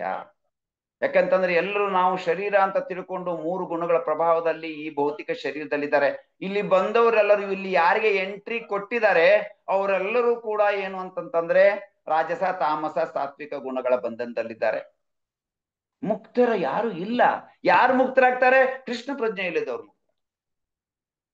ಯಾವಾಗ ಅವರು ಕೃಷ್ಣ ಪ್ರಜ್ಞೆಯ ಇದಕ್ಕೆ ಬರ್ತಾರೆ, ಕೃಷ್ಣ ದೇವೋತ್ತಮ ಪರಮ ಪುರುಷ, ನಾನು ಅವನ ಸೇವಕ, ಇದನ್ನ ಯಾರು ಸ್ವೀಕಾರ ಮಾಡ್ತಾರೆ, ತಮ್ಮ ಸ್ವರೂಪ ಸ್ಥಿತಿಯನ್ನ ಅರಿತುಕೊಂಡು ಸಾಕ್ಷಾತ್ಕಾರವನ್ನ ಪಡಿತಾರೆ, ಅವರು ಮುಕ್ತರಾಗ್ತಾರೆ. ಸೊ 14th ಶ್ಲೋಕ ವೆರಿ ಇಂಪಾರ್ಟೆಂಟ್ ಶ್ಲೋಕ. ಈ 2 ಶ್ಲೋಕದಲ್ಲಿ ಭಗವಂತ ಯಾಕೆ ಜನ ಶರಣಾಗತರಾಗೋದಿಲ್ಲ ಮತ್ತು ಮುಂದೆ ಯಾರು ಶರಣಾಗತರಾಗ್ತಾರೆ, ವೆರಿ ಇಂಟ್ರೆಸ್ಟಿಂಗ್. ಮತ್ತು ಯಾರು ಶರಣಾಗತರಾಗೋದಿಲ್ಲ ಇದನ್ನ ಎಕ್ಸ್ಪ್ಲೇನ್ ಮಾಡ್ತಾನೆ. ಈ 2ನೇ ಶ್ಲೋಕ ಅಂತಂದ್ರೆ 14ನೇ ಶ್ಲೋಕ ನಾವೆಲ್ಲರೂ ಚಾಂಟ್ ಮಾಡ್ಬೇಕು. ಇದನ್ನ ಹೇಗೆ ತಾವೆಲ್ಲರೂ ತಮ್ಮಲ್ಲೇ ಮ್ಯೂಟ್ ಇದ್ದಾಗಲೇ ಚಾಂಟ್ ಮಾಡ್ಕೊಳ್ಳಿ. ದೈವಿ ಹೇಷ ಗುಣಮಯಿ ಮಮ ಮಾಯಾ ದುರತ್ಯಯ ಮಾಮೇವಯೇ ಪ್ರಪದ್ಯಂತೆ ಮಾಯಾಮೇತಾಂತರಂತಿತೆ. This is very very important ಶ್ಲೋಕ. ಹೇಗೆ ನಾವು ಈ ಭೌತಿಕ ಜಗತ್ತಿನಲ್ಲಿ ಸಾತ್ವಿಕ, ರಾಜಸಿಕ, ತಾಮಸ ಗುಣದಲ್ಲಿ ಬಂಧಿತರಾಗಿದ್ದೇವೆ, ನಾವು ಇದರಿಂದ ಹೇಗೆ ಮುಕ್ತರಾಗಬಹುದು ಅಂತ ಅನ್ನೋದನ್ನ ಸ್ಪಷ್ಟವಾಗಿ ಇಲ್ಲಿ ಹೇಳಲಾಗಿದೆ. ಯಾರಾದರೂ ಮೊದಲನೇ ಪ್ಯಾರಾಗ್ರಾಫ್ ಮಾತ್ರ ಓದಿ.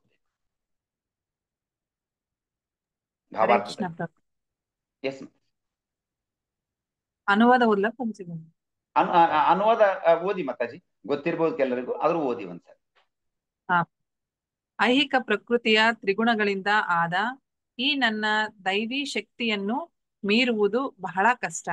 ಆದರೆ ನನಗೆ ಶರಣಾಗತರಾದವರು ಸುಲಭವಾಗಿ ಅದನ್ನು ದಾಟಿ ಹೋಗಬಲ್ಲರು. ಭಾವಾರ್ಥ: ದೇವೋತ್ತಮ ಪರಮ ಪುರುಷನಿಗೆ ಅಸಂಖ್ಯಾತ ಶಕ್ತಿಗಳಿವೆ. ಈ ಶಕ್ತಿಗಳೆಲ್ಲವೂ ದೈವಿಕವಾದವು. ಜೀವಿಗಳು ಭಗವಂತನ ಭಾಗವಾದುದರಿಂದ ಅವು ದೈವಿಕವೇ. ಆದರೂ ಐಹಿಕ ಶಕ್ತಿಯ ಸಂಪರ್ಕದಿಂದ ಅವುಗಳ ಮೂಲ ಶ್ರೇಷ್ಠ ಶಕ್ತಿಯು ಮುಚ್ಚಿ ಹೋಗುತ್ತದೆ. ಐಹಿಕ ಶಕ್ತಿಯು ಹೀಗೆ ತನ್ನನ್ನು ಮುಸುಕಿರುವುದರಿಂದ ಅದರ ಪ್ರಭಾವದಿಂದ ತಪ್ಪಿಸಿಕೊಳ್ಳಲು ಜೀವಿಗೆ ಸಾಧ್ಯವೇ ಆಗುವುದಿಲ್ಲ. ಆಗಲೇ ಹೇಳಿದಂತೆ ಐಹಿಕ ಮತ್ತು ಆಧ್ಯಾತ್ಮಿಕ ಪ್ರಕೃತಿಗಳೆರಡೂ ದೇವೋತ್ತಮ ಪರಮಪುರುಷನಿಂದ ಹೊರಸೂಸುವುದರಿಂದ ಅವು ನಿತ್ಯವಾದವು. ಜೀವಿಗಳು ಭಗವಂತನ ಮೇಲ್ತರಗತಿಯ ಪ್ರಕೃತಿಗೆ ಸೇರಿವೆ. ಆದರೆ ಕೆಳತರಗತಿಯ ಪ್ರಕೃತಿಯಾದ ಜಡವಸ್ತುವಿನ ಕಲ್ಮಶದಿಂದಾಗಿ ಜೀವಿಗಳ ಭ್ರಮೆಯು ನಿತ್ಯವಾದದ್ದು. ಆದುದರಿಂದ ಬದ್ಧ ಆತ್ಮವನ್ನು ನಿತ್ಯಬದ್ಧ ಎಂದು ಕರೆಯುತ್ತಾರೆ. ಐಹಿಕ ಚರಿತ್ರೆಯಲ್ಲಿ ತಾನು ಬದ್ಧ ಸ್ಥಿತಿಗೆ ಬಂದ ಒಂದು ನಿಶ್ಚಿತ ದಿನವನ್ನು ಯಾರೂ ಗುರುತಿಸಲು ಸಾಧ್ಯವಿಲ್ಲ. ಐಹಿಕ ಪ್ರಕೃತಿಯು ಕೆಳತರಗತಿಯ ಶಕ್ತಿಯಾದರೂ ಐಹಿಕ ಶಕ್ತಿಯನ್ನು ಕಟ್ಟ ಕಡೆಗೆ ಪರಮ ಸಂಕಲ್ಪವೇ ನಿಯಂತ್ರಿಸುತ್ತದೆ. ಇದನ್ನು ಜೀವಿಯು ಸೋಲಿಸಲಾರನು. ಆದುದರಿಂದ ಐಹಿಕ ಪ್ರಕೃತಿಯ ಮುಷ್ಟಿಯಿಂದ ತಪ್ಪಿಸಿಕೊಳ್ಳಲು ಮನುಷ್ಯನಿಗೆ ಬಹಳ ಕಷ್ಟ. ಕೆಳತರಗತಿಯ ಐಹಿಕ ಪ್ರಕೃತಿಯನ್ನು ಇಲ್ಲಿ ದೈವಿಕ ಪ್ರಕೃತಿ ಎಂದು ವಿವರಿಸಿದೆ. ಅದರ ದೈವಿಕ ಸಂಬಂಧ ಮತ್ತು ದೈವಿಕ ಸಂಕಲ್ಪವು ಅದರ ಚಲನೆಯನ್ನು ನಿಯಂತ್ರಿಸುತ್ತದೆ ಎನ್ನುವುದು ಇದಕ್ಕೆ ಕಾರಣ. ದೈವಿಕ ಸಂಕಲ್ಪವು ನಿರ್ದೇಶಿಸುವುದರಿಂದ ಐಹಿಕ ಪ್ರಕೃತಿಯು ಕೆಳತರಗತಿಯಾದಾದರೂ ಸೃಷ್ಟಿ ರೂಪದ ಅಭಿವ್ಯಕ್ತಿಯಲ್ಲಿ, ನಿರ್ಮಾಣ ಮತ್ತು ನಾಶದಲ್ಲಿ ಬಹು ಬೆರಗಾಗುವಂತೆ ಕೆಲಸ ಮಾಡುತ್ತದೆ. ಇದನ್ನು ವೇದಗಳು ಹೀಗೆ ದೃಢಪಡಿಸುತ್ತವೆ: ಮಾಯಾಂ ತು ಪ್ರಕೃತಿಂ ವಿದ್ಯಾನ್ ಮಯಿನಂ ತು ಮಹೇಶ್ವರಂ. ಮಾಯೆಯು ಅಸತ್ಯ ಅಥವಾ ತಾತ್ಕಾಲಿಕವಾದರೂ ಪರಮ ಮಾಂತ್ರಿಕನಾದ ದೇವೋತ್ತಮ ಪರಮಪುರುಷನು ಹಿನ್ನೆಲೆಯಲ್ಲಿದ್ದಾನೆ. ಅವನು ಮಹೇಶ್ವರನು, ಪರಮ ನಿಯಂತ್ರಕನು. ಶ್ವೇತಶ್ವತರ ಉಪನಿಷತ್ತು 4ನೇ ಅಧ್ಯಾಯ 10ನೇ ಶ್ಲೋಕ. ಹರೇ ಕೃಷ್ಣ. ತುಂಬಾ ಇಂಪಾರ್ಟೆಂಟ್ ಪ್ಯಾರಾಗ್ರಾಫ್ ಶಿಲ ಪ್ರಭುಪಾದಲ್ಲಿ ಎಕ್ಸ್ಪ್ಲೇನ್ ಮಾಡಿದ್ದಾರೆ. ನಾವು ಹಿಂದಿನ 13 ಶ್ಲೋಕಗಳಲ್ಲಿ ನೋಡಿದ್ದೇವೆ. ಭಗವಂತ ಹೇಳಿದಾನೆ, ಎಲ್ಲ ಬಹಿರಂಗ ಶಕ್ತಿಗಳಿಗೆ ನಾನು ಕಾರಣ, ನನ್ನಿಂದ ಬರ್ತದೆ. ಆಮೇಲೆ ಎಲ್ಲ ಪರಾಶಕ್ತಿ ಈ ಜೀವಿಗಳು ಏನಿದ್ದಾರೆ ಅವರು ನನ್ನಿಂದ ಬರ್ತಾರೆ. ನಾನು ಅವರೆಲ್ಲರ ಪಾಲನಕರ್ತ, ನಾನು ಅವರೆಲ್ಲರ ರಕ್ಷಾಕರ್ತ. ಬೇರೆ ಯಾರೂ ಕೂಡ ಈ ಶಕ್ತಿಗಳನ್ನ ತಮ್ಮದಾಗಿರಿಸಿಕೊಳ್ಳೋದಕ್ಕೆ ಸಾಧ್ಯ ಇಲ್ಲ. ಈ ಒಂದು ಶ್ಲೋಕದಲ್ಲಿ ಹೇಳ್ತಾನೆ, ದೇವಿ ಹೇಷ ಗುಣಮಯಿ ಮಾಯಾ ದೈತ್ಯ. ದೇವಿ ಏನಿದ್ದಾಳೆ ಮಾಯೆ ಶಕ್ತಿ, ಅವಳು ನನ್ನವಳು, ನನ್ನವಳು. ದೈವಿ ಹೇಷ ಗುಣಮಯಿ ಮಮ ಮಾಯಾ ದುರತ್ಯಯ. ಅವಳು ಅಪರಾಶಕ್ತಿ ಆದರೂ ಕೂಡ ಅವಳು ನನ್ನಿಂದ ರಕ್ಷಿತವಾಗಿದ್ದಾಳೆ. ಅದಕ್ಕೆ ಅವಳನ್ನ ಯಾರು ಗೆಲ್ಲೋದಕ್ಕೆ ಸಾಧ್ಯ ಇಲ್ಲ. ವೆರಿ ಪವರ್ಫುಲ್ ಶ್ಲೋಕ.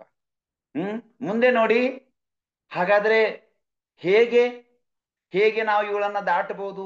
ಈ 3 ಗುಣಗಳೇನಿದ್ದಾವೆ, ಹಗ್ಗಗಳು, ಈ 3 ಹಗ್ಗಗಳಿಂದ ನಾವು ಹೇಗೆ ದಾಟಬಹುದು? ಮಾಮೇವಯೇ ಪ್ರಪತ್ತಿ. ಯಾರನ್ನ ಶರಣಾಗಬೇಕು? ಭಗವಂತ ಹೇಳ್ತಾನೆ, ನನ್ನನ್ನ ಶರಣ ಆಗ್ಬೇಕು. You must surrender to me. ಭಗವಂತ ಹೇಳ್ತಾ ಇದ್ದಾನೆ. ಮಾಮೇವಯೇ ಪ್ರಪದ್ಯಂತೆ ಮಾಯಾಮೇತ ತರಂತಿದೆ. There is no other question. ಕೇಳಿಸ್ತಾ ಇದೆನಾ ಎಲ್ರಿಗೂ? ಯಾರೋ ಇದು ಮಾಡ್ತಾ ಇದಾರಂತೆ. ಹರೇ ಕೃಷ್ಣ. ಕೇಳಿಸ್ತಾ ಇದೆ ಪ್ರಭು. ಕೇಳಿಸ್ತಾ ಇದೆ. ಮಾಮೇವಯೇ ಪ್ರಪದ್ಯಂತೆ ಮಾಯಾಮೇತ. ಈ ಮಾಯೆಯನ್ನ ದಾಟಬೇಕು ಅಂತಿದ್ರೆ ನೀವು ನನಗೆ ಶರಣಾಗತರಾಗಬೇಕು. ಮಾಂ ಏವ. ಏವ means only me, no one else. So ಆದ್ದರಿಂದ if surrender to Krishna frees one from material nature, from birth and death, why doesn't everyone learn?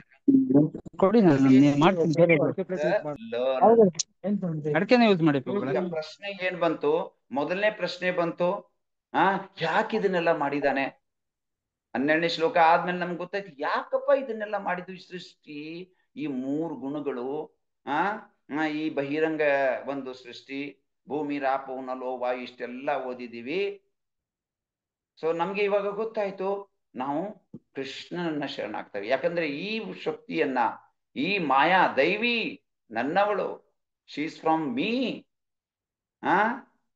ಅವಳನ್ನ ಗೆಲ್ಲೋದಕ್ಕೆ ಯಾರಿಗೂ ಸಾಧ್ಯ ಇಲ್ಲ. ಮತ್ತೆ ಹೇಗೆ ಗೆಲ್ಬಹುದು? ನನಗೆ ಶರಣಾಗತರಾಗ್ಬೇಕು. ಸೊ ಈಗ ನನಗೆ ಶರಣಾಗತರಾಗಬೇಕು ಅಂತಂದಾಗ ಎಲ್ಲರೂ ಯಾಕೆ ಶರಣಾಗತರಾಗೋದಿಲ್ಲ? ಮತ್ತೆ why they are not surrendering? What is the problem? ಬಹಳಷ್ಟು ಜನ ಎಜುಕೇಟೆಡ್ ಇದ್ದಾರೆ, ದೊಡ್ಡ ದೊಡ್ಡ ಸೈಂಟಿಸ್ಟು, ದೊಡ್ಡ ದೊಡ್ಡ ಉನ್ನತ ಹುದ್ದೆಯಲ್ಲಿದ್ದವರು ಯಾಕೆ ಶರಣಾಗತರಾಗೋದಿಲ್ಲ? ನೆಕ್ಸ್ಟ್ ಶ್ಲೋಕ we can see in the next ಶ್ಲೋಕ. ನಮಾಂ ದುಷ್ಕೃತಿನೋ ಮೂಢ ಪ್ರಪದ್ಯಂತೆ ನರಾಧಮ ಮಾಯಯಾ ಅಪಹೃತ ಜ್ಞಾನ, ಮಾಯಯಾ ಅಪಹೃತ ಜ್ಞಾನ ಆಸುರಂ ಭಾವಮಾಶ್ರಿತ. ಯಾರು ಅತ್ಯಂತ ಮೂರ್ಖರು, ನರಾಧಮರು, ಮಾಯೆಯಿಂದ ಜ್ಞಾನ ನಷ್ಟವಾದವರು, ಆಸುರಿ ಸ್ವಭಾವದವರು, ಈ ಬಗೆಯ ದುಷ್ಟರು ನನಗೆ ಶರಣಾಗತರಾಗೋದಿಲ್ಲ. ಈ ಜಗತ್ತಿನಲ್ಲಿ ಇವರು ತುಂಬಿದ್ದಾರೆ, ಅದಕ್ಕೆ ಇವರು ನನಗೆ ಶರಣಾಗತರಾಗೋದಿಲ್ಲ. ಅದಕ್ಕೆ ನಾನು ಅವರನ್ನ ಈ ಕರ್ಮ ಸೊ ವೆರಿ ಇಂಪಾರ್ಟೆಂಟ್ ಶ್ಲೋಕ. ಇದನ್ನು ಕೂಡ ನಾವು ವಿ ಶುಡ್ ರಿಮೆಂಬರ್. ಮೊದಲನೇ ಪ್ಯಾರಾಗ್ರಾಫ್ ಯಾರು?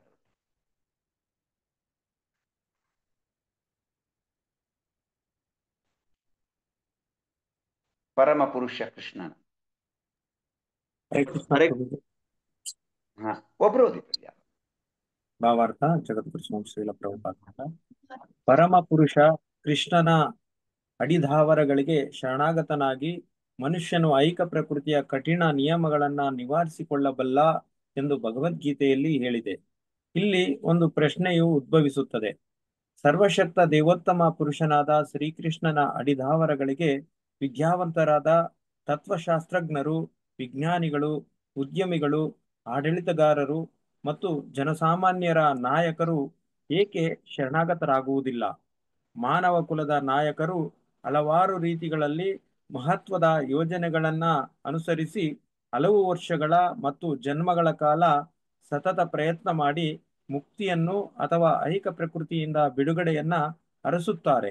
ದೇವೋತ್ತಮ ಪರಮಪುರುಷನ ಶರಣ ಕಮಲಗಳಿಗೆ ಶರಣಾಗುವ ಮೂಲಕ ಇದೇ ಮುಕ್ತಿಯನ್ನ ಸಾಧಿಸಬಹುದಾದರೆ ಬುದ್ಧಿವಂತರು, ಕಷ್ಟಪಡುವವರು ಆದ ನಾಯಕರು ಈ ಸರಳ ವಿಧಾನವನ್ನ ಏಕೆ ಅನುಸರಿಸುವುದಿಲ್ಲ? ಹರೇ ಕೃಷ್ಣ. ಇದು ಪ್ರಶ್ನೆ. ಇಷ್ಟೊಂದು ಎಲ್ಲಾ ಪಂಚವಾರ್ಷಿಕ ಯೋಜನೆಗಳು, ಅಷ್ಟವಾರ್ಷಿಕ ಯೋಜನೆಗಳು, ವಾರ್ಷಿಕ ಯೋಜನೆಗಳು, ಜೀವನದ ಮಟ್ಟವನ್ನ ಸುಧಾರಿಸೋದು, ಹಲವು ರೋಗಗಳನ್ನ ಹೋಗಲಾಡಿಸೋದಕ್ಕೆ ಏನೇನೋ ಯೋಜನೆಗಳನ್ನ ಹಾಕೊಳ್ತೇವೆ. ಸುಧಾರಣೆಯ ಅನೇಕ ಸಭೆ ಸಮಾರಂಭಗಳನ್ನ ನಾವು ಮಾಡ್ತೇವೆ. ಹಾಗಾದ್ರೆ ಕೃಷ್ಣನಿಗೆ ಶರಣಾಗತರಾಗುವುದಕ್ಕೆ ಯಾಕೆ ಈ ಬುದ್ಧಿವಂತ ವರ್ಗದವರು ಒಪ್ಪುವುದಿಲ್ಲ? ಸೊ ನೆಕ್ಸ್ಟ್ ಪ್ಯಾರಾಗ್ರಾಫ್ ಅದಕ್ಕೆ ಉತ್ತರವನ್ನು ಕೊಡ್ತದೆ. ಯಾರು ಓದಿ ಪ್ರವೇಶ್? ಹರೇ ಕೃಷ್ಣ ಪ್ರಭು. ಗೀತೆಯು ಈ ಪ್ರಶ್ನೆಗೆ ಸ್ಪಷ್ಟವಾಗಿ ಉತ್ತರ ಕೊಡುತ್ತದೆ. ಸಮಾಜದ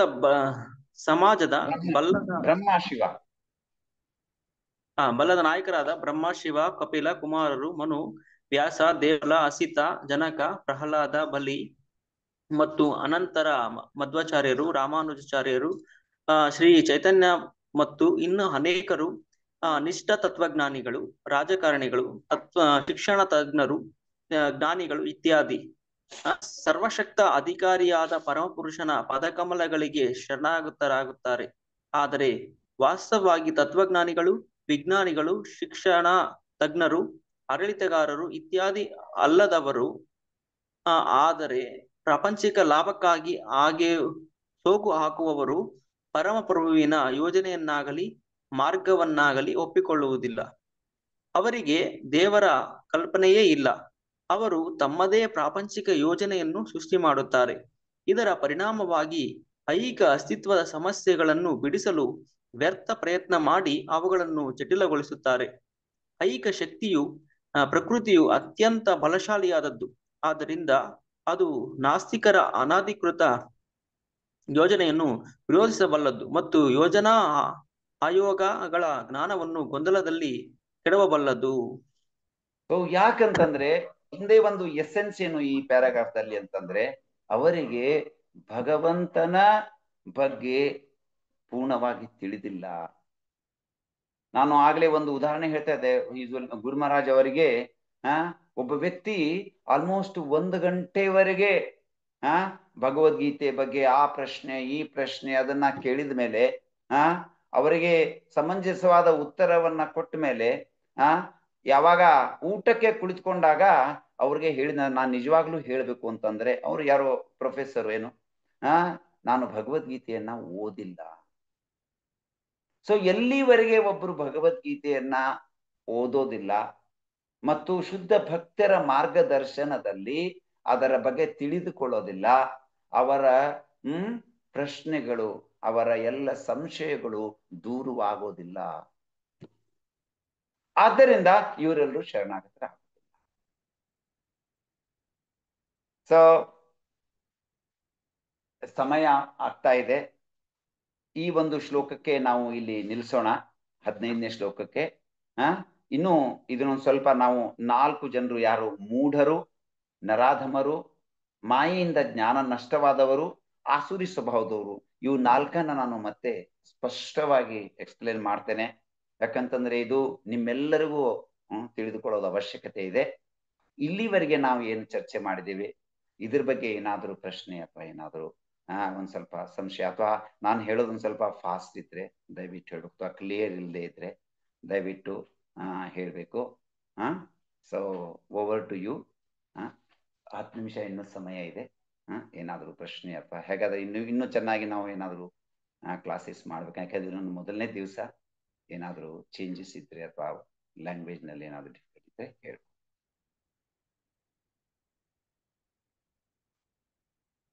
ಹರೇ ಕೃಷ್ಣ.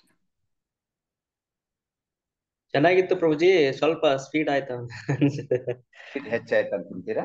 Okay, S.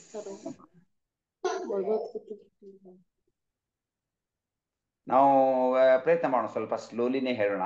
ಅಂತಂದ್ರೆ 3 ದಿವಸ ಅಟ್ಲೀಸ್ಟ್ ಈ ಚಾಪ್ಟರ್ಗೆ ನಾವು ಕೊಡೋದಕ್ಕೆ ಪ್ರಯತ್ನ ಮಾಡೋಣ. ಇವತ್ತು, ನಾಳೆ 1 ದಿವಸ, ಇನ್ನೂ 1 ದಿವಸ, ಮೇ ಬಿ ನೆಕ್ಸ್ಟ್ ವೆನಸ್ಡೇ ನಾವು ಇದೇ ಚಾಪ್ಟರ್ ಅನ್ನ ಪೂರ್ಣ ತಿಳ್ಕೊಳ್ಳೋದಕ್ಕೆ ಪ್ರಯತ್ನ ಮಾಡೋಣ. ಯಾಕಂದ್ರೆ ಇದು ಇಂಪಾರ್ಟೆಂಟ್ ಚಾಪ್ಟರ್, ತಿಳ್ಕೊಳ್ಳೋದಕ್ಕೆ ಪ್ರಯತ್ನ. ಸ್ವಲ್ಪ ಸ್ಲೋ ಆದ್ರೆ ಪರವಾಗಿಲ್ಲ.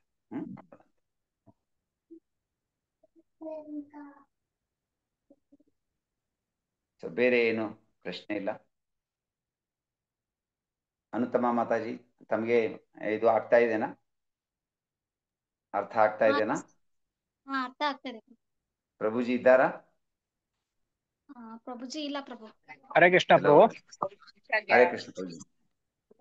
ಹರೇ ಕೃಷ್ಣ ಪ್ರಭು. ಎಸ್ ಪ್ರಭುಜಿ, ಹೊರಗಡೆ ಇದ್ದೀರಾ ಪ್ರಭುಜಿ? ಇಲ್ಲ ಪ್ರಭುಜಿ, ಕ್ಲಾಸ್ ಒಂದು ಪ್ರಾಬ್ಲಮ್ ಇತ್ತು, ಕ್ಲಾಸ್ ಕೇಳ್ಕೊಂಡಿದ್ದೀನಿ ಪ್ರಭು. ಎಸ್ ಇದ್ದೆ ಪ್ರಭು. ಸೊ ತಾವು ಚೆನ್ನಾಗಿ ಎಕ್ಸ್ಪ್ಲೈನ್ ಮಾಡಿದ್ದೀರಾ ಪ್ರಭು. ಅದು ಒಂದ್ ಕಡೆ ಪ್ರಭುಪಾದ್ರದ್ದು, ಒಂದ್ ಕಡೆ ಕೋಟ್ ನಾನು ಕೇಳಿದ್ದೆ ಪ್ರಭು, ರೀಸೆಂಟ್ ಆಗಿ ಶಿಲ ಪ್ರಭುಪಾದ್ ಕೋಟು. ಅದ್ರಲ್ಲಿ ನೀವು ಹೇಳಿದ್ರೆ ರಸೋಹ ಮಪ್ಸಕ್ಕೋತೆಯ, ನಾವು ಕೃಷ್ಣ ನೀರನ್ನ ರುಚಿಯನ್ನ ಕೃಷ್ಣ ನೆನೆಸ್ಕೋಬೇಕಂತೇಳಿ. ಸೊ ಅದರಲ್ಲಿ ಒಂದ್ಸಲಿ ಪ್ರಭುಪಾದರು ಬಹಳ ತಮಾಷೆಯಾಗಿದೆ.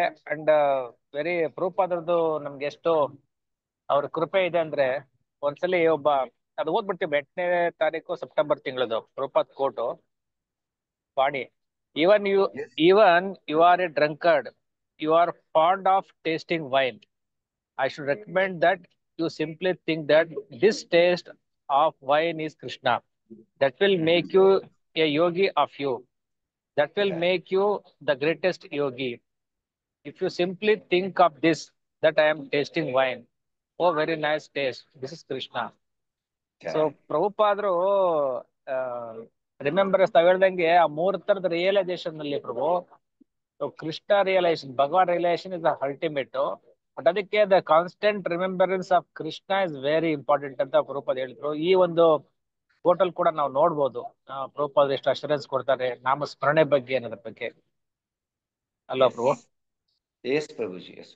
ಬಹಳ ಇಂಪಾರ್ಟೆಂಟ್ ಏನಿದೆ ಈ ಚಾಪ್ಟರ್ ನಲ್ಲಿ, ಭಗವಂತ ಹೇಗೆ ಆ ಎಲ್ಲ ಕಡೆ ಅವ್ಯಕ್ತ ರೂಪದಲ್ಲಿ, ಇಲ್ಲಿವರೆಗೆ ನಾವೇನ್ ಚರ್ಚೆ ಮಾಡಿದ ಅವ್ಯಕ್ತ ರೂಪದಲ್ಲಿ ತನ್ನನ್ನು ತಾನು ತನ್ನ ಶಕ್ತಿಗಳಿಂದ ವ್ಯಾಪಿಸಿಕೊಂಡಿದ್ದಾನೆ. ಸೊ ಹೇಗೆ ಎಲ್ಲ ಸೃಷ್ಟಿಯಲ್ಲಿ ತನ್ನ ತಾನೇ ಮೂಲ, ಎಲ್ಲವನ್ನ ರಕ್ಷಿಸುವವನೋನು, ಎಲ್ಲವನ್ನ ಪಾಲನೆ ಮಾಡುವವನೋನು, ಆಮೇಲೆ ಪ್ರತಿಯೊಂದರ ಸಾರ ಅವನು, ಎಲ್ಲದಕ್ಕೂ ಕಾರಣ ಇದೆ. ಎಕ್ಸ್ಪ್ಲೇನ್ ಮಾಡ್ತಾ ಹೋಗ್ತಾನೆ. Yes, thank you very much. Thank you ಪ್ರಭು. ಹರೇ ಕೃಷ್ಣ. హరే కృష్ణ. భానుపతి ప్రభు, మీరు అర్థమవుతుందా? ప్రభుజీ అర్థమవుతుంది ప్రభుజీ, కొంచెం స్పీడ్ గా ఉంది ప్రభుజీ.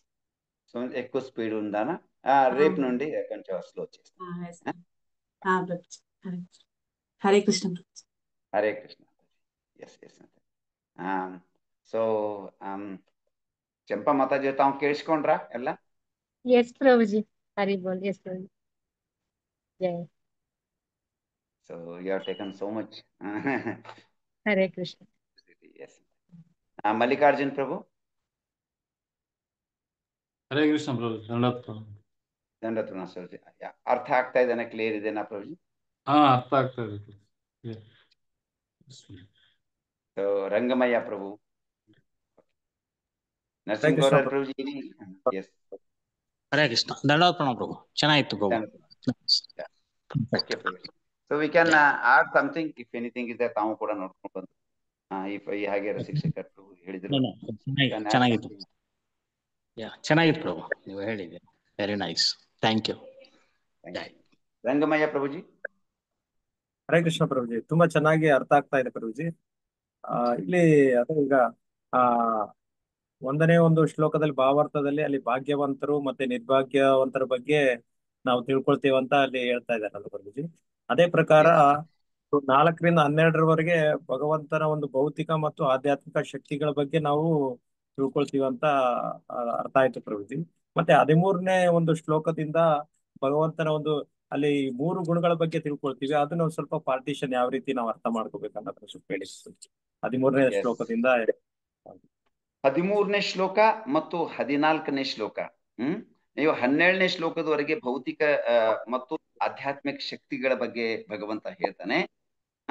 ಆಮೇಲೆ 13ನೇ ಶ್ಲೋಕ ಮತ್ತು 14ನೇ ಶ್ಲೋಕದಲ್ಲಿ ಭಗವಂತ ಹೇಗೆ ಈ ಭೌತಿಕ ಶಕ್ತಿ ಕಾರ್ಯ ನಿರ್ವಹಿಸ್ತದೆ, ಇದನ್ನ ನಾವು ಜೀವಿಗಳು ಗೆಲ್ಲೋದಕ್ಕೆ ಸಾಧ್ಯವಿಲ್ಲ. ಯಾಕೆ ವ್ಯಕ್ತಿ ಶರಣಾಗತರಾಗೋದಿಲ್ಲ ಅನ್ನೋದನ್ನ ಹೇಳ್ತಾನೆ. ಯಾಕಂತಂದ್ರೆ ಅವನು ಯೋಚನೆ ಮಾಡುವ ರೀತಿ ಏನಿರ್ತದೆ, ಭಗವಂತನನ್ನು ಒಬ್ಬ ಸಾಮಾನ್ಯ ಅಥವಾ ಭಗವಂತ ಎಲ್ಲವನ್ನ ನಿಯಂತ್ರಣ ಮಾಡ್ಲಿಕ್ಕಿಲ್ಲ, ಅವನು ಒಬ್ಬ ನಮ್ಮಂತೆ 3 ಗುಣಗಳಿಗೆ ಒಳಪಟ್ಟವನು ಅನ್ನೋ ಒಂದು ಕಾರಣದಿಂದಾಗಿ ಅವರು ಭಗವಂತನನ್ನ ಸಂಪೂರ್ಣವಾಗಿ ತಿಳಿದುಕೊಂಡಿರೋದಿಲ್ಲ. ಯಾವಾಗ ಅವರು ಭಗವಂತನನ್ನು ಸಂಪೂರ್ಣವಾಗಿ ತಿಳ್ಕೊಳ್ತಾರೆ, ಅವರು ಭಗವಂತನಿಗೆ ಶರಣಾಗತರಾಗ್ತಾರೆ. ಯಾವಾಗ ಭಗವಂತನಿಗೆ ಶರಣಾಗತರಾಗ್ತಾರೆ, ಅವರು ಈ ಭೌತಿಕ ಜಗತ್ತಿನ ಬದ್ಧ ಜೀವನದಿಂದ ಮುಕ್ತರಾಗ್ತಾರೆ. ಸೊ ಇವು 2 ಶ್ಲೋಕಗಳು. ಮುಂದಿನ ಮತ್ತೆ ಶ್ಲೋಕಗಳು ಹೇಗೆ ಒಂದಕ್ಕೊಂದು ಸಂಬಂಧಪಟ್ಟಿವೆ ಅಂತ ಅನ್ನೋದನ್ನ ನಾನು ನಾಳೆ ನಿಮಗೆ ಹೇಳ್ತೀನಿ. ಥ್ಯಾಂಕ್ ಯು ಪ್ರಭು. ಹರೇ ಕೃಷ್ಣ. ಹರೇ ಕೃಷ್ಣ. ಮಾತಾಜಿ ಅವರು, ಸುಭಾಷಿಣಿ ಮಾತಾಜಿ ಅವರು. ಸೊ ಸರಿಯಾಗಿದೆ ಮಾತಾಜಿ? ಹರಿ ಬೋಲ್ ಪ್ರಭುಜಿ. ದಂಡವತ್ ಪ್ರಣಾಮ. ತುಂಬಾ ಚೆನ್ನಾಗಿತ್ತು ಪ್ರಭುಜಿ. ಕ್ಲಿಯರ್ ಆಗಿ ಅಂಡರ್ಸ್ಟ್ಯಾಂಡ್ ಆಯ್ತು. ಥ್ಯಾಂಕ್ ಯು ವೆರಿ ಮಚ್ ಪ್ರಭುಜಿ. Thank you. ಹರಿ ಮಾತಾಜಿ ಅವರು, ಸುರೇಶ್ವರಿ ಮಾತಾಜಿ ಅವರು. ಕೃಷ್ಣ ಪ್ರಭುಜಿ. ಪ್ರಭುಜಿ ಎಲ್ಲ ಚೆನ್ನಾಗಿ ಅರ್ಥ ಆಗಿದೆ ಪ್ರಭುಜಿ. So thank you. ಸೊ ಮತ್ತೆ ಯಾರು ಇಲ್ಲಲ್ಲ? ನರಸಿಂಹಗೌಡ ಎಲ್ಲ ಆಲ್ಮೋಸ್ಟ್ ಎಲ್ಲರೂ ಅವರಲ್ಲ. ಸೊ ರಸಿಕ್ ಶೇಖರ್ ಪ್ರಭುಜಿ ಹೇಳಿದ್ದಾರೆ. ವೆಂಕಟಪತಿ ಪ್ರಭುಜಿ